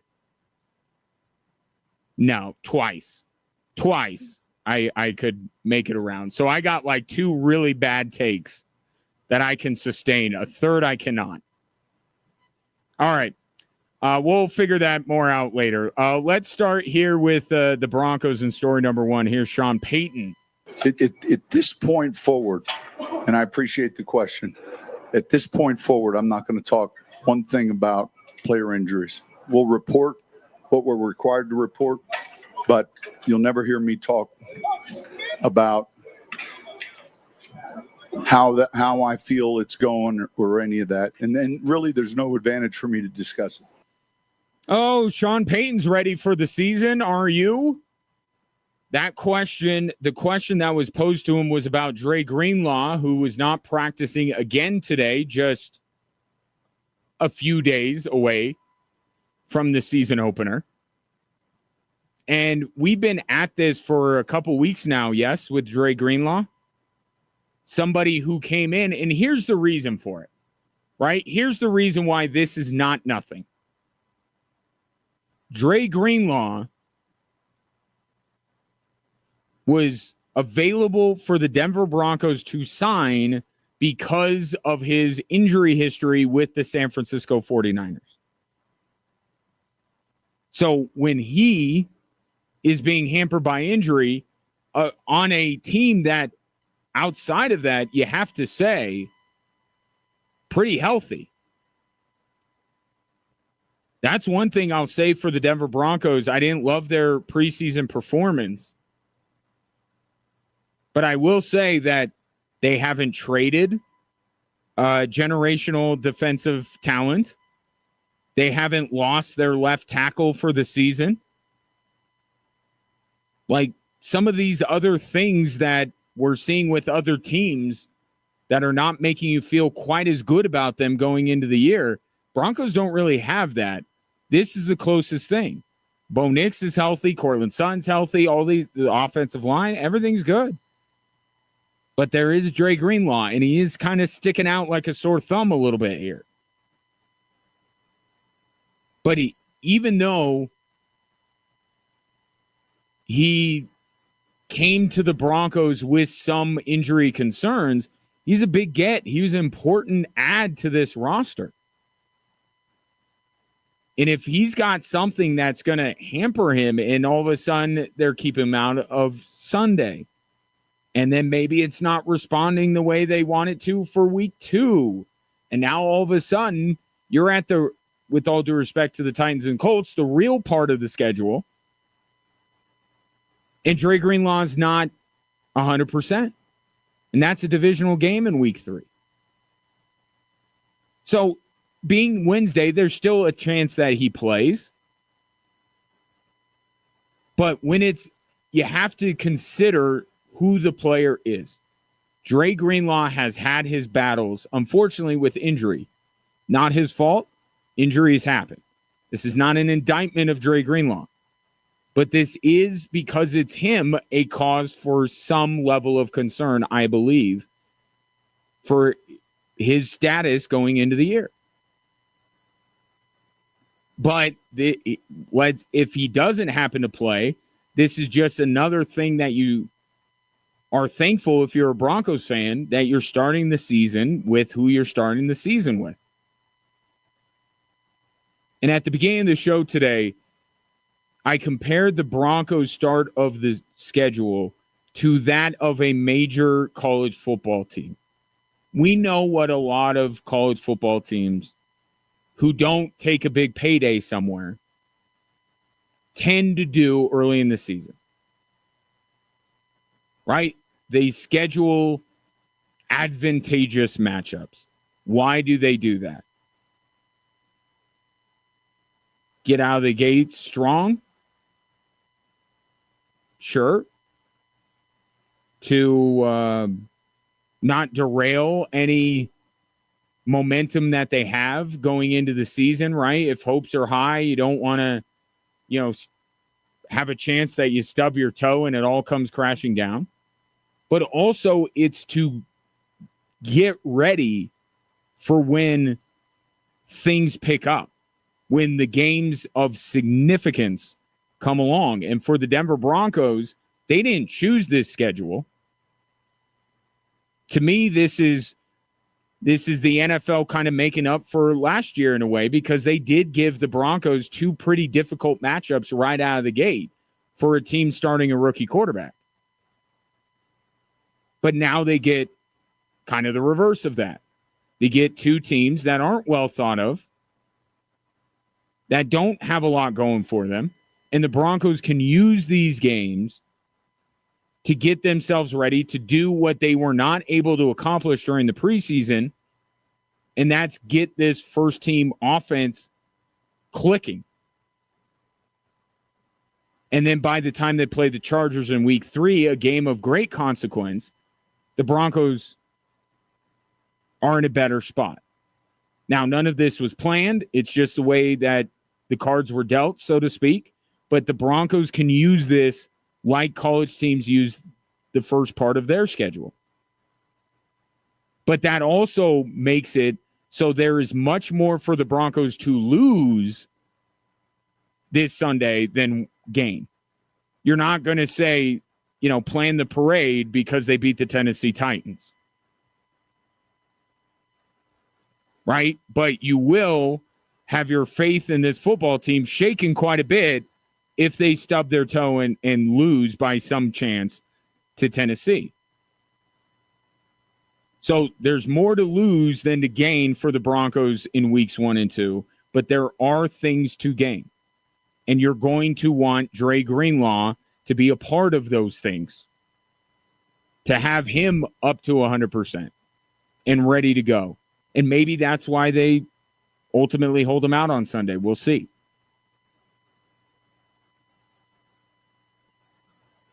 But the Broncos are using these first 2 weeks to build up to when things get real with the Chargers, with the Bengals, and with the Eagles. But to the Dre Greenlaw of it all, that player in particular, dealing with an injury is more noteworthy than a lot of other players on the Denver Broncos roster. And Sean Payton knows that, and that's why he used that question to launch into what he wanted to launch into, because he knows that that is a player that's going to pique our interest if he is not practicing a few days before the season begins. But Sean Payton, not going to talk about it. I will, and you will as well. Story number 2. It's kind of an interesting one, kind of a weird one out of the NBA. So Pablo Torre, who has been finding things out lately, maybe he should call his podcast that. Oh, wait, he does. Found documents in which he says this shows that Steve Ballmer and the Clippers circumvented the salary cap when they signed Kawhi Leonard by investing in a company that made Kawhi Leonard an endorser, but yet Kawhi Leonard never endorsed them. He didn't have a social media post, didn't do anything. Didn't appear in a commercial, nothing. And the guy's in a New Balance commercial, so the guy's not completely opposed to hawking products. Now, there's a lot more layers to this story here. But essentially, Steve Ballmer was an investor in a company that was run by a friend of his. That friend then took the money from Steve Ballmer and other investors and spent it on whatever he felt like. The company was a scam. But along the way, they became entangled with the Clippers, not just because Steve Ballmer put his money into it, but they also became a sponsor of the Clippers. So I wonder, I don't blame anybody for going in that direction like Pablo Torre is going into, and I am merely asking the question. Could this be like the Shohei Ohtani betting story? Because when that first came out, we were like, oh, Shohei Ohtani's gambling. Clearly. Or, oh, he's at least covering for his buddy's losses. Bottom line was he knew what was going on. That's what we arrived at that conclusion right off the bat. Well, the investigation showed that he didn't know anything about it. So could we have the same thing here where there's a lot of signs that point to the Clippers circumventing the salary cap. But could Steve Ballmer be the Shohei Ohtani of this story? And this dude who ran a tree planting company be the Ippei Mitsuhara, who took the personal relationship to get money out of them to fund their illegal activities.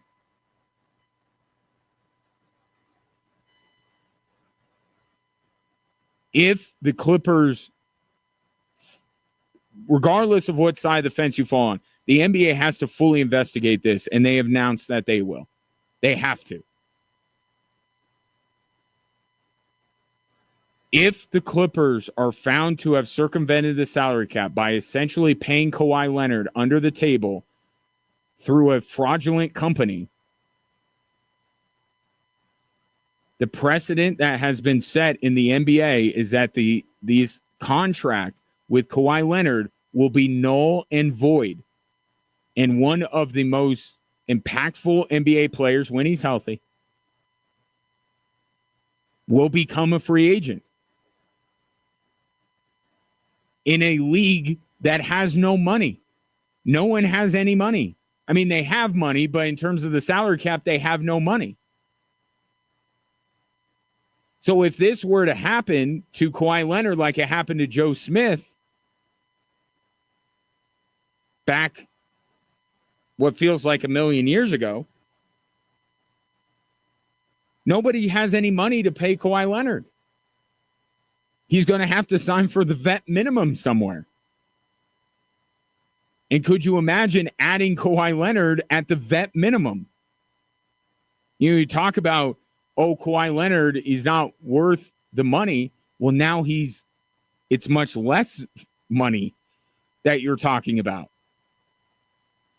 If I told you you could basically pay Kawhi Leonard, let me put it this way, because pulling on this thread is much more fun than what I proposed, that this is the Shohei Ohtani story all over again, and Steve Ballmer just got scammed. So let's pull the more interesting thread. They circumvented the salary cap. Kawhi Leonard's contract becomes null and void. He becomes a free agent. The Denver Nuggets have a roster spot. They have a vet minimum spot. If I told you that the Nuggets could use their last spot to sign Kawhi Leonard because nobody else has any money, wouldn't you do it? And now, wouldn't you be okay that Kawhi Leonard rarely appeared during the regular season? You'd be like, yeah, load manage the hell out of this guy. I don't want to see him before the playoffs. When you're only investing a vet minimum on this guy instead of $50 million, now you're okay with him missing the regular season as long as you have him in the postseason. And look at what a difference he made. Look at how much the Clippers pushed the Denver Nuggets. And I could take this conversation and go to Memphis or LA or Minnesota or San Antonio and do the same thing. You don't want Kawhi Leonard at $50 million. That's a money pit. And that's what makes this whole Clippers thing such a debacle with him and Paul George. But now you're getting him for pennies on the dollar. Could you imagine that frenzy that would take place if this were all to be proved true? I have my doubts that it will be proved true. But it's much more fun to think about that than Steve Ballmer being another ultra-rich person who doesn't pay attention to where their money goes, which is infuriating for those of us who doom scroll rocket money to make sure that every dollar that we spend is accounted for. I'm not bitter. If you're rich, good for you. We'll leave it at 2. Gotta take a break.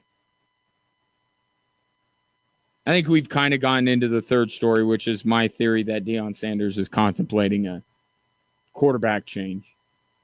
I think he is. I think he's contemplating it, not saying he's going to do it. I think he's contemplating it, and I think that in and of itself is a little worrying if you're a Buffs fan. Been saying a lot of stuff about Julian Lewis. A lot of stuff he doesn't need to say. A lot of stuff that undermines the support behind Caden Salter. And already week 2, guaranteeing we'll see Julian Lewis. I don't like it. I at least say that. If I'm wrong about what Deion Sanders is thinking, at least got to see where this could be somewhat poor timing that he brings up Julian Lewis will play after there are questions about Caden Salter's performance. Right? We can at least agree on that. 719-24-7, 1313, back after this.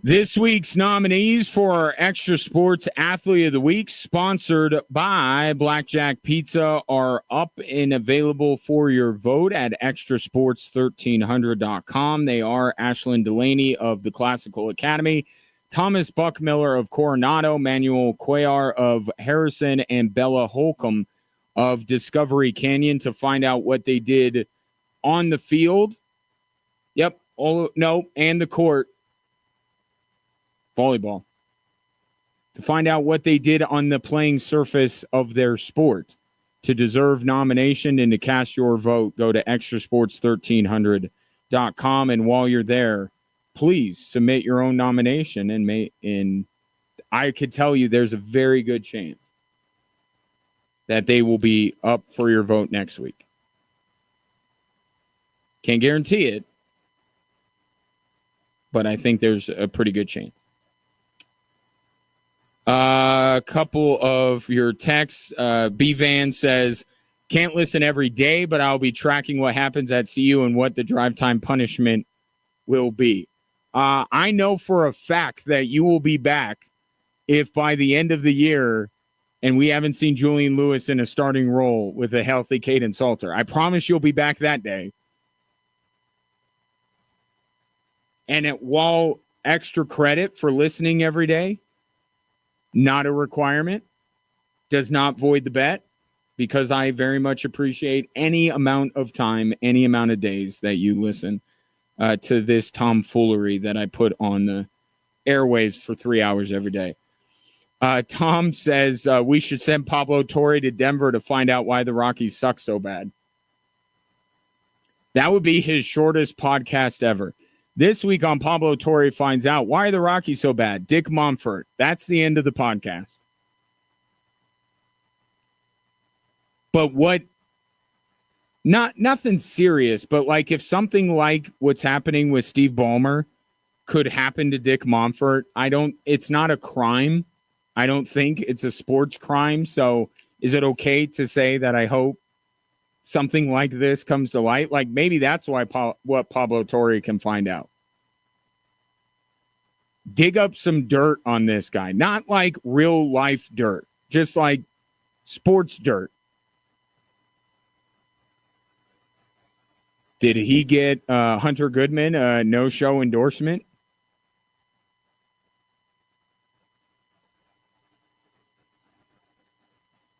Are any Rockies players even on a commercial?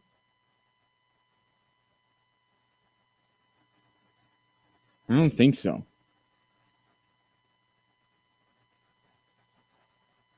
I don't know. Pablo Torre is very good at this. Go find something. Go. Brett with some breaking news. The Broncos have way too many captains, and now they have another one. Brett says the bones of Lyle Alzado have been named the 10th captain. Come on, Brett. It's not okay. We don't do that here. The show, all bets are off from 1 to 3 on this radio program. Or on this radio station, but from 3 to 6, family program. Broncos have they have 8 captains. 8 captains. And they want the idea of being a captain to be taken seriously and be special. Come on. But it's okay because Cortland Sutton's C is gold. So he's got a gold C. I haven't even spent the time. I'm not going to give that the Pablo Torre treatment because I don't care to find out. Is it because he's the captain of captains? Is he been a captain for a certain amount of years? I don't know. I don't care. I care about that as much as I care about the fact that Pat Surtain, his NFL logo on his jersey is going to be gold because he was an award winner. Like, I mean, good for that. If they care, great. Great. But if you're asking me to spend $150 or however much jerseys are these days, it's probably more, right? 200, 250? Because there's a gold C on it or a gold NFL logo commemorating the fact that they want. Yeah, I'll pass. Thank you.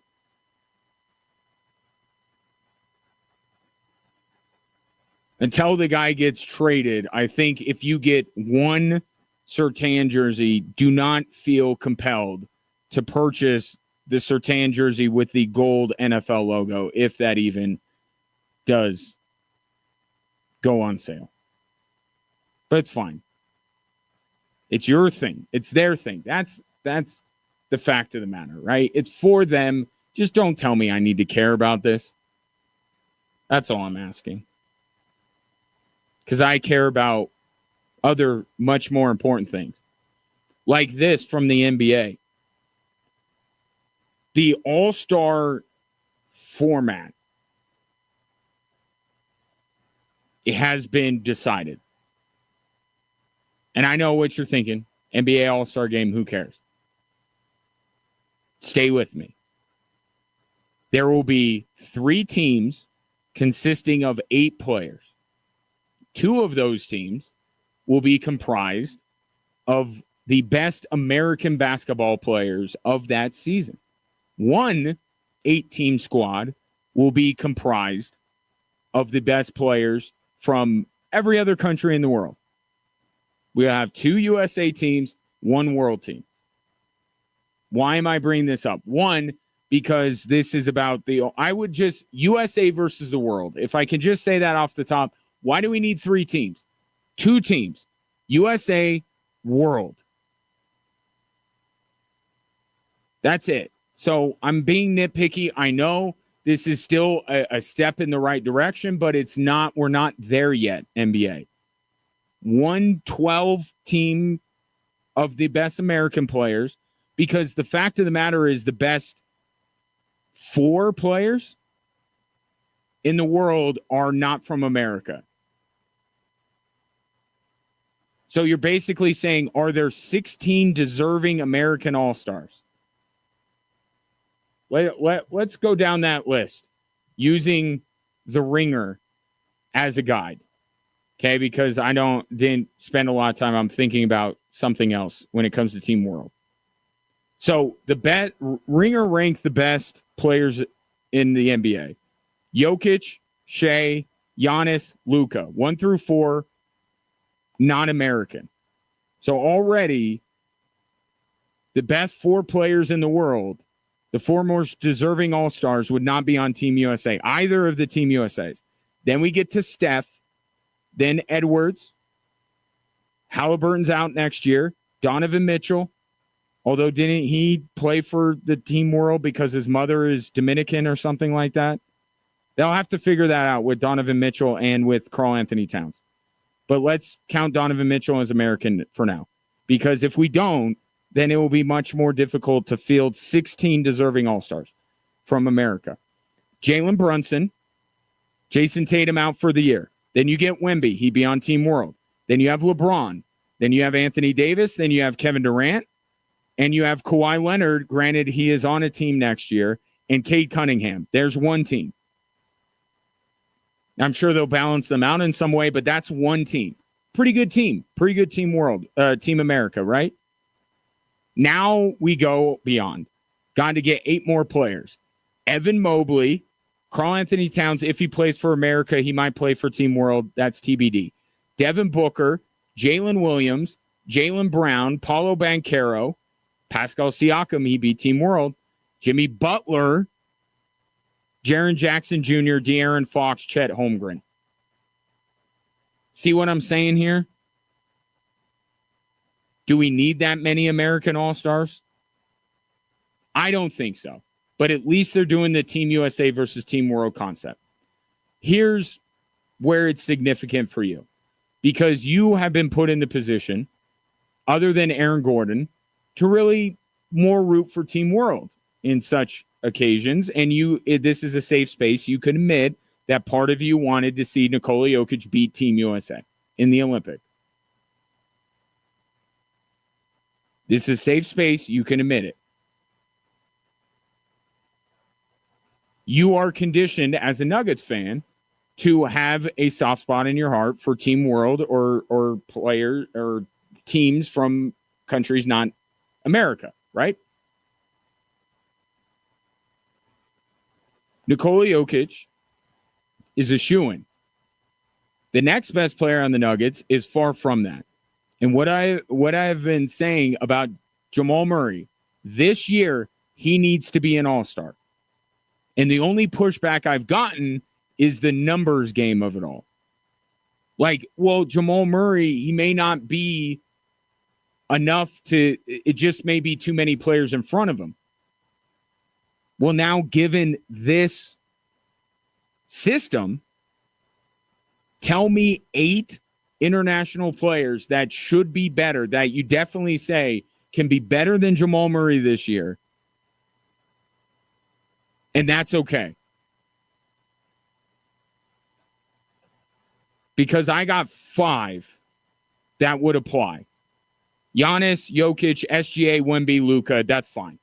If they're better than Jamal Murray, that's perfectly okay. Should Domantas Sabonis be better than Jamal Murray? If he chooses to play for Team World. Pascal Siakam, should he definitely be better than Jamal Murray?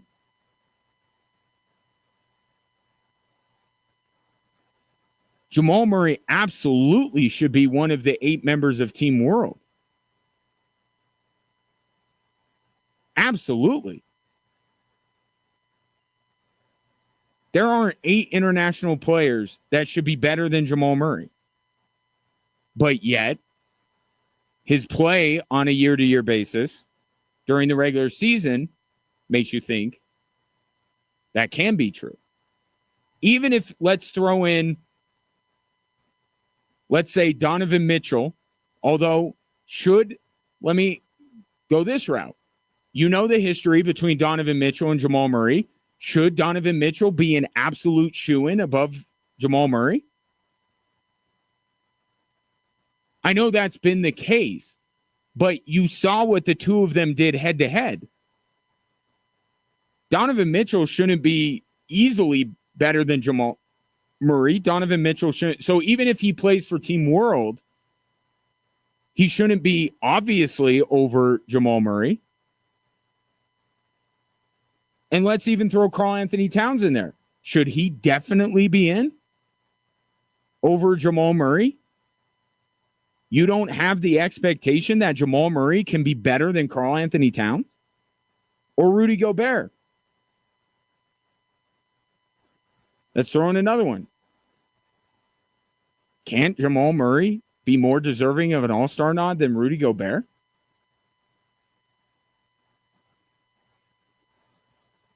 So I think this new format actually sets up for what's the excuse if Jamal Murray is not an all-star. You got 8 spots in LeBron, AD, Steph, those guys that may be deserving but also would be in regardless of how they played because they would be voted in by the fans. You don't have that now. KD the same way. They're on Team USA. You're clearing the field of those kind of guys. I understand with them in the mix, it gets a little bit dicier. Now, I would argue that Jamal Murray hasn't played at an all-star quality level during the regular season for a while. But even if he does, I could kind of see the argument that they may run out of spots. Like if it was West versus East, perhaps. Not in this format.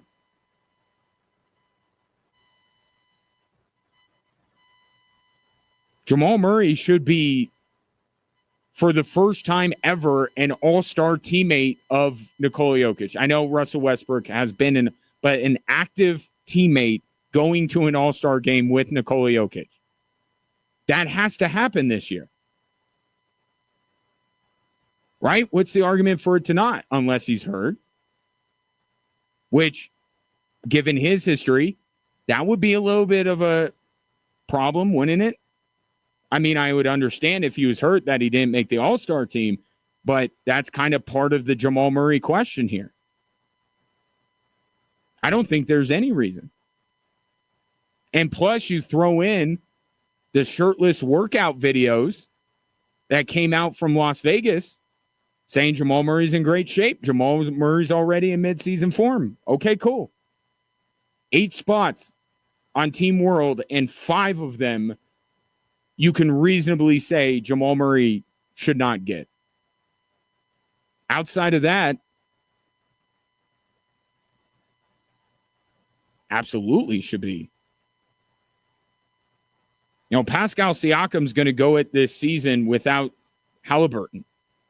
Sabonis doesn't have De'Aaron Fox anymore. Jamal Murray still plays with the best player on planet Earth. If he's available and he's playing at the level that Jamal Murray's expected to, and that's what all this is. It's an expectation. It's not aspirational. I've seen it. You've seen it. You know what Jamal Murray, this is not me questioning what his ceiling is. I've seen his ceiling. It's great. It helps the Nuggets win a title. I just want that guy more often. That's the challenge here. It's not whether Jamal Murray is that guy. I think he is. Hasn't consistently shown it. Hasn't been able to consistently show it because of injuries. He was challenged on it a year ago. Didn't stick. Maybe it is now. But that'll be the new all-star format. 3 teams of 8, 2 of USA players, 1 of international players. And the early line is set Team World by 35.5. That's the early line. But you could do a team of 8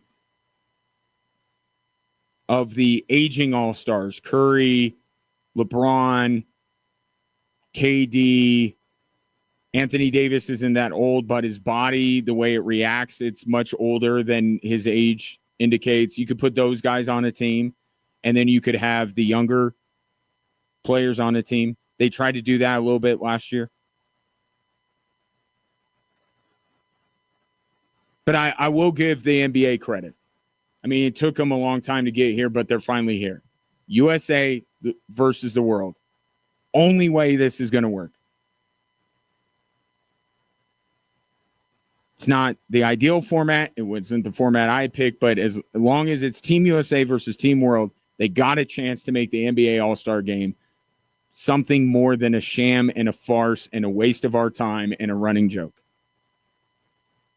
719-24-7-1313, back after this.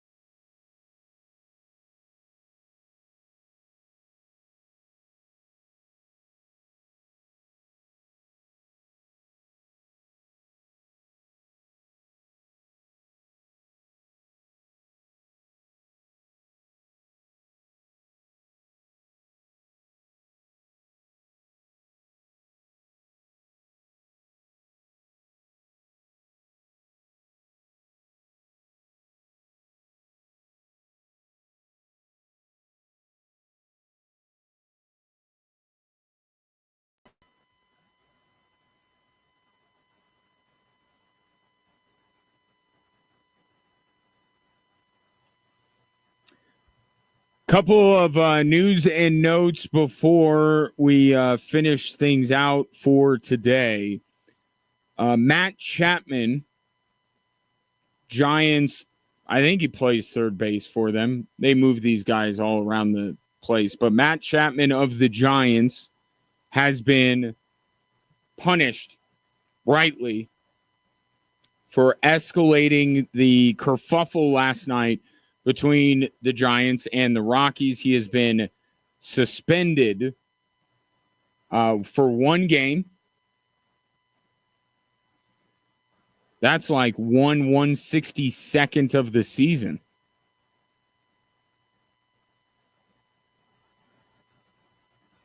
But he's suspended for a game. Kyle Freeland, let's see. Yeah. Freeland, Willie Adames, and Devers, who was the guy that pimped his home run and kind of drew the ire of Kyle Freeland. All those guys got fined. Chapman's appealing. The Giants are in a wild card race right now, so I wouldn't expect nothing less, but justice has been kind of served because it was really, I know, look, I'm not a big unwritten rules of baseball guy. Devers, if you're going to do that, I don't have a huge problem with it. If you're going to admire your handiwork at Coors Field, guys hit bombs there, that's fine.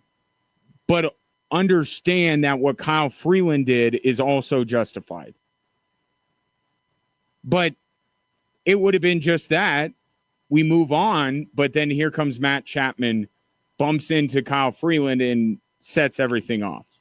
So what Devers did, not great, but it's hardly a huge issue. Don't have an issue with what Kyle Freeland did.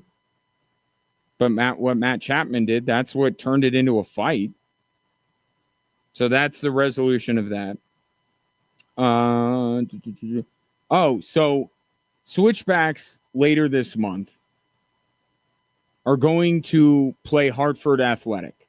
And already that is an interesting game because the head coach of Hartford Athletic is Brendan Burke, who used to coach the Switchbacks. There's another angle to that game.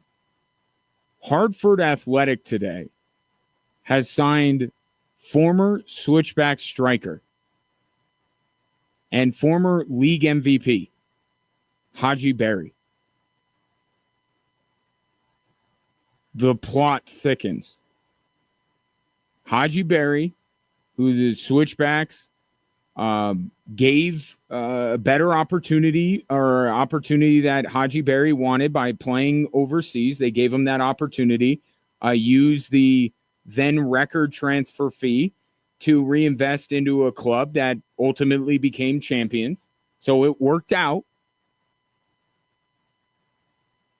But now Haji Berry's back in the United States playing for Brendan Burke, and that team just so happens to be visiting Colorado Springs in 3 weeks.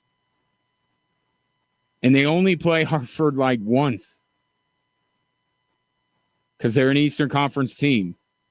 The timing of this is incredible. Incredible. So add that one to your calendar. September 27th. Brendan Burke and Haji Berry make their return. And by the way, that's not the only former Switchbacks that Brendan Burke has on his team. But that news came down today. Saw on social media some Switchbacks fans not pleased.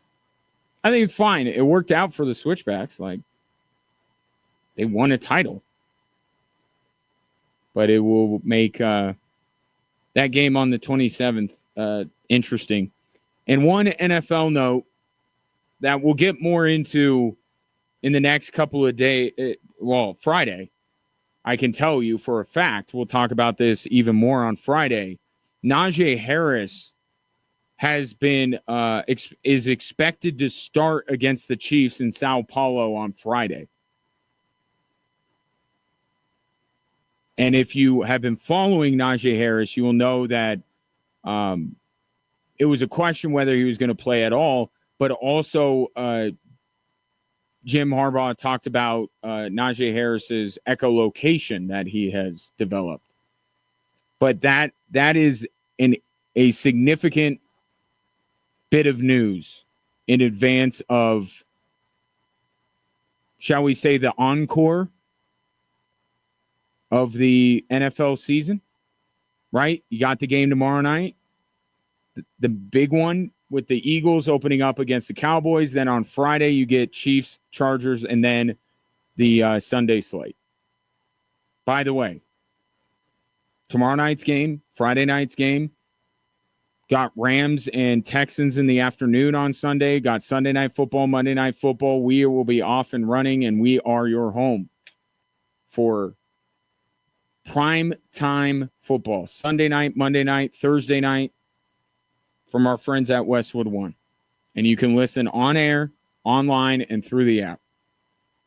That's all possible. So we'll talk more about that and the impact it has on that game. Big game, right? Divisional matchup, Chiefs-Chargers. Before I go, I want to let you know about Synergenics and Low T Center. They've been changing the lives of men across the country for over a decade. I'm telling you guys, if you've been thinking about testosterone, or if you've noticed that you're getting older, more tired, not motivated to do anything, it may not just be aging. It's a physical and mental change to your body, and testosterone can help that. I've heard from Low T Center's patients. Got my energy back. I'm doing better than ever at work. At the gym, I'm crushing it. That's what Synergenics and Low T Center can do for you. And they've got clinics located conveniently all over town. You go in, blood test, simple blood test, 15, 20 minutes. You get your results back. Then you'll know if you are a candidate to get TRT, testosterone replacement therapy. And then from there, you can decide, I'll do my treatment in the clinic or do it at home. That is a possibility. They got many other ways for you to tackle this issue. So what are you waiting for? Book your appointment now at fixmylowt.com. And you might be wishing you did it sooner. Appreciate your patronage. Great interaction back and forth. I know it's mostly at my expense, and you're contemplating my demise and putting myself in bodily harm with these bets. But we'll think about what our official Drive Time Sports punishment will be for these bets. I'm sure we'll make more of these bets tomorrow for our NFL season preview extravaganza leading into the opener with Philly in Dallas. And it will be all starting at 3 tomorrow on Extra Sports 1300. For nearly 2,000 severely injured veterans,